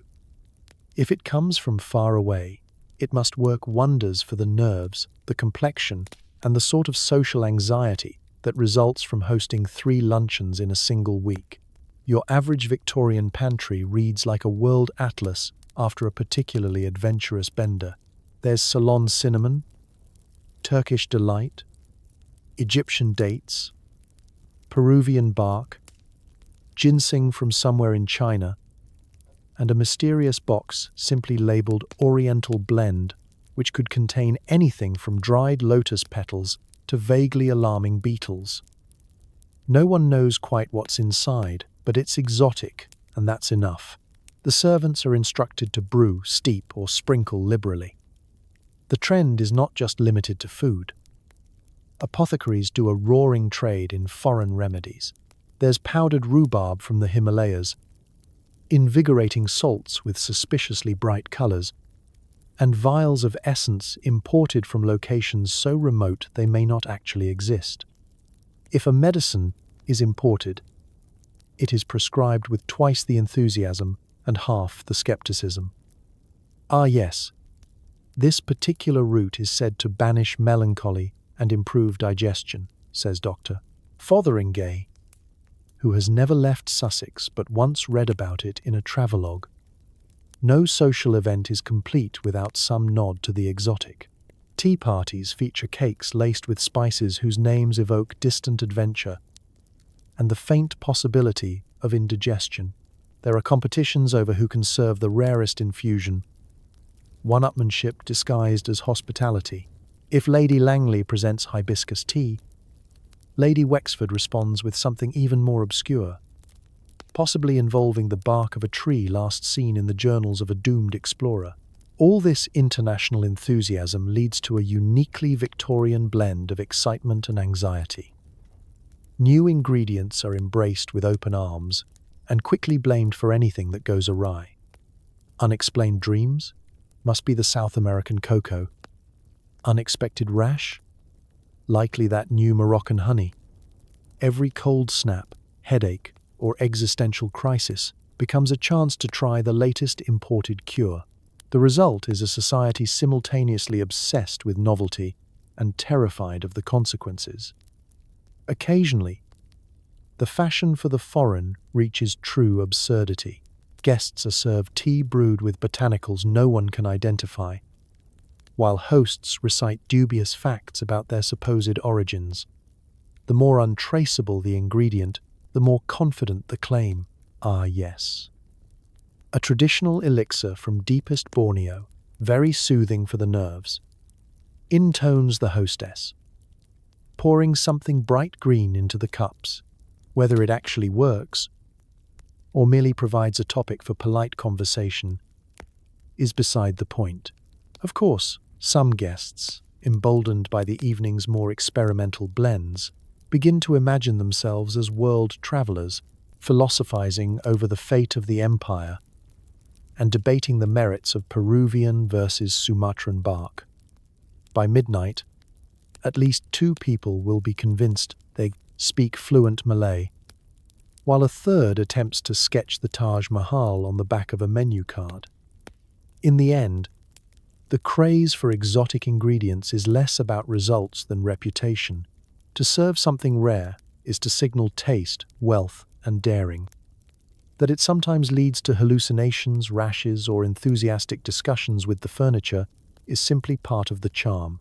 So, next time you consider adding a trendy new ingredient to your cup, remember, in Victorian England, adventure came in every packet, and sometimes the strangest blend was just the beginning of a very memorable evening. And so, as the last embers of our opium-laced tale drift gently into the night air, let's take a moment to reflect on what you've just survived. Victorian high society, where the only thing more dangerous than scandal was the average teacup. You've made it through a day of corsets, conspiracies, questionable medical advice, and enough laudanum to tranquilize a racehorse. You've mingled with trembling aristocrats, endured the world's most unpredictable garden parties, and lived to tell the tale. If you can remember any of it, it's easy to laugh at the absurdity, the self-important doctors, the secret-keeping servants, the social climbers clutching their silver teaspoons and excuses. But there's something stubbornly impressive about these people too. Despite the headaches, the hysteria, and the world's most counterproductive health fads, they kept showing up week after week, for tea, for gossip, for another round of polite self-sabotage. If nothing else, the Victorians were resilient. They coped with their anxieties, their heartbreaks, and their insomnia with whatever they could find, even if it came in a little brown bottle. So tonight, as you tuck yourself into a blissfully substance-free bed, maybe whisper a quiet thank you to the generations before us, those who paved the way through fog and folly, who proved that humans will try just about anything to make it to the morning, and who somehow managed to keep their hats on straight, even while the wallpaper swam gently around them. History, in all its weirdness, is a reminder. Life was never easy. Sanity was always optional. And comfort, real comfort, is something worth appreciating. So let yourself drift off, knowing that no matter how strange the present feels, at least your tea won't leave you hallucinating through tomorrow's breakfast. Sleep well, dream peacefully, and remember, the past is proof that humans are endlessly creative, frequently absurd, and, when all else fails, just in need of a good night's rest. Good night.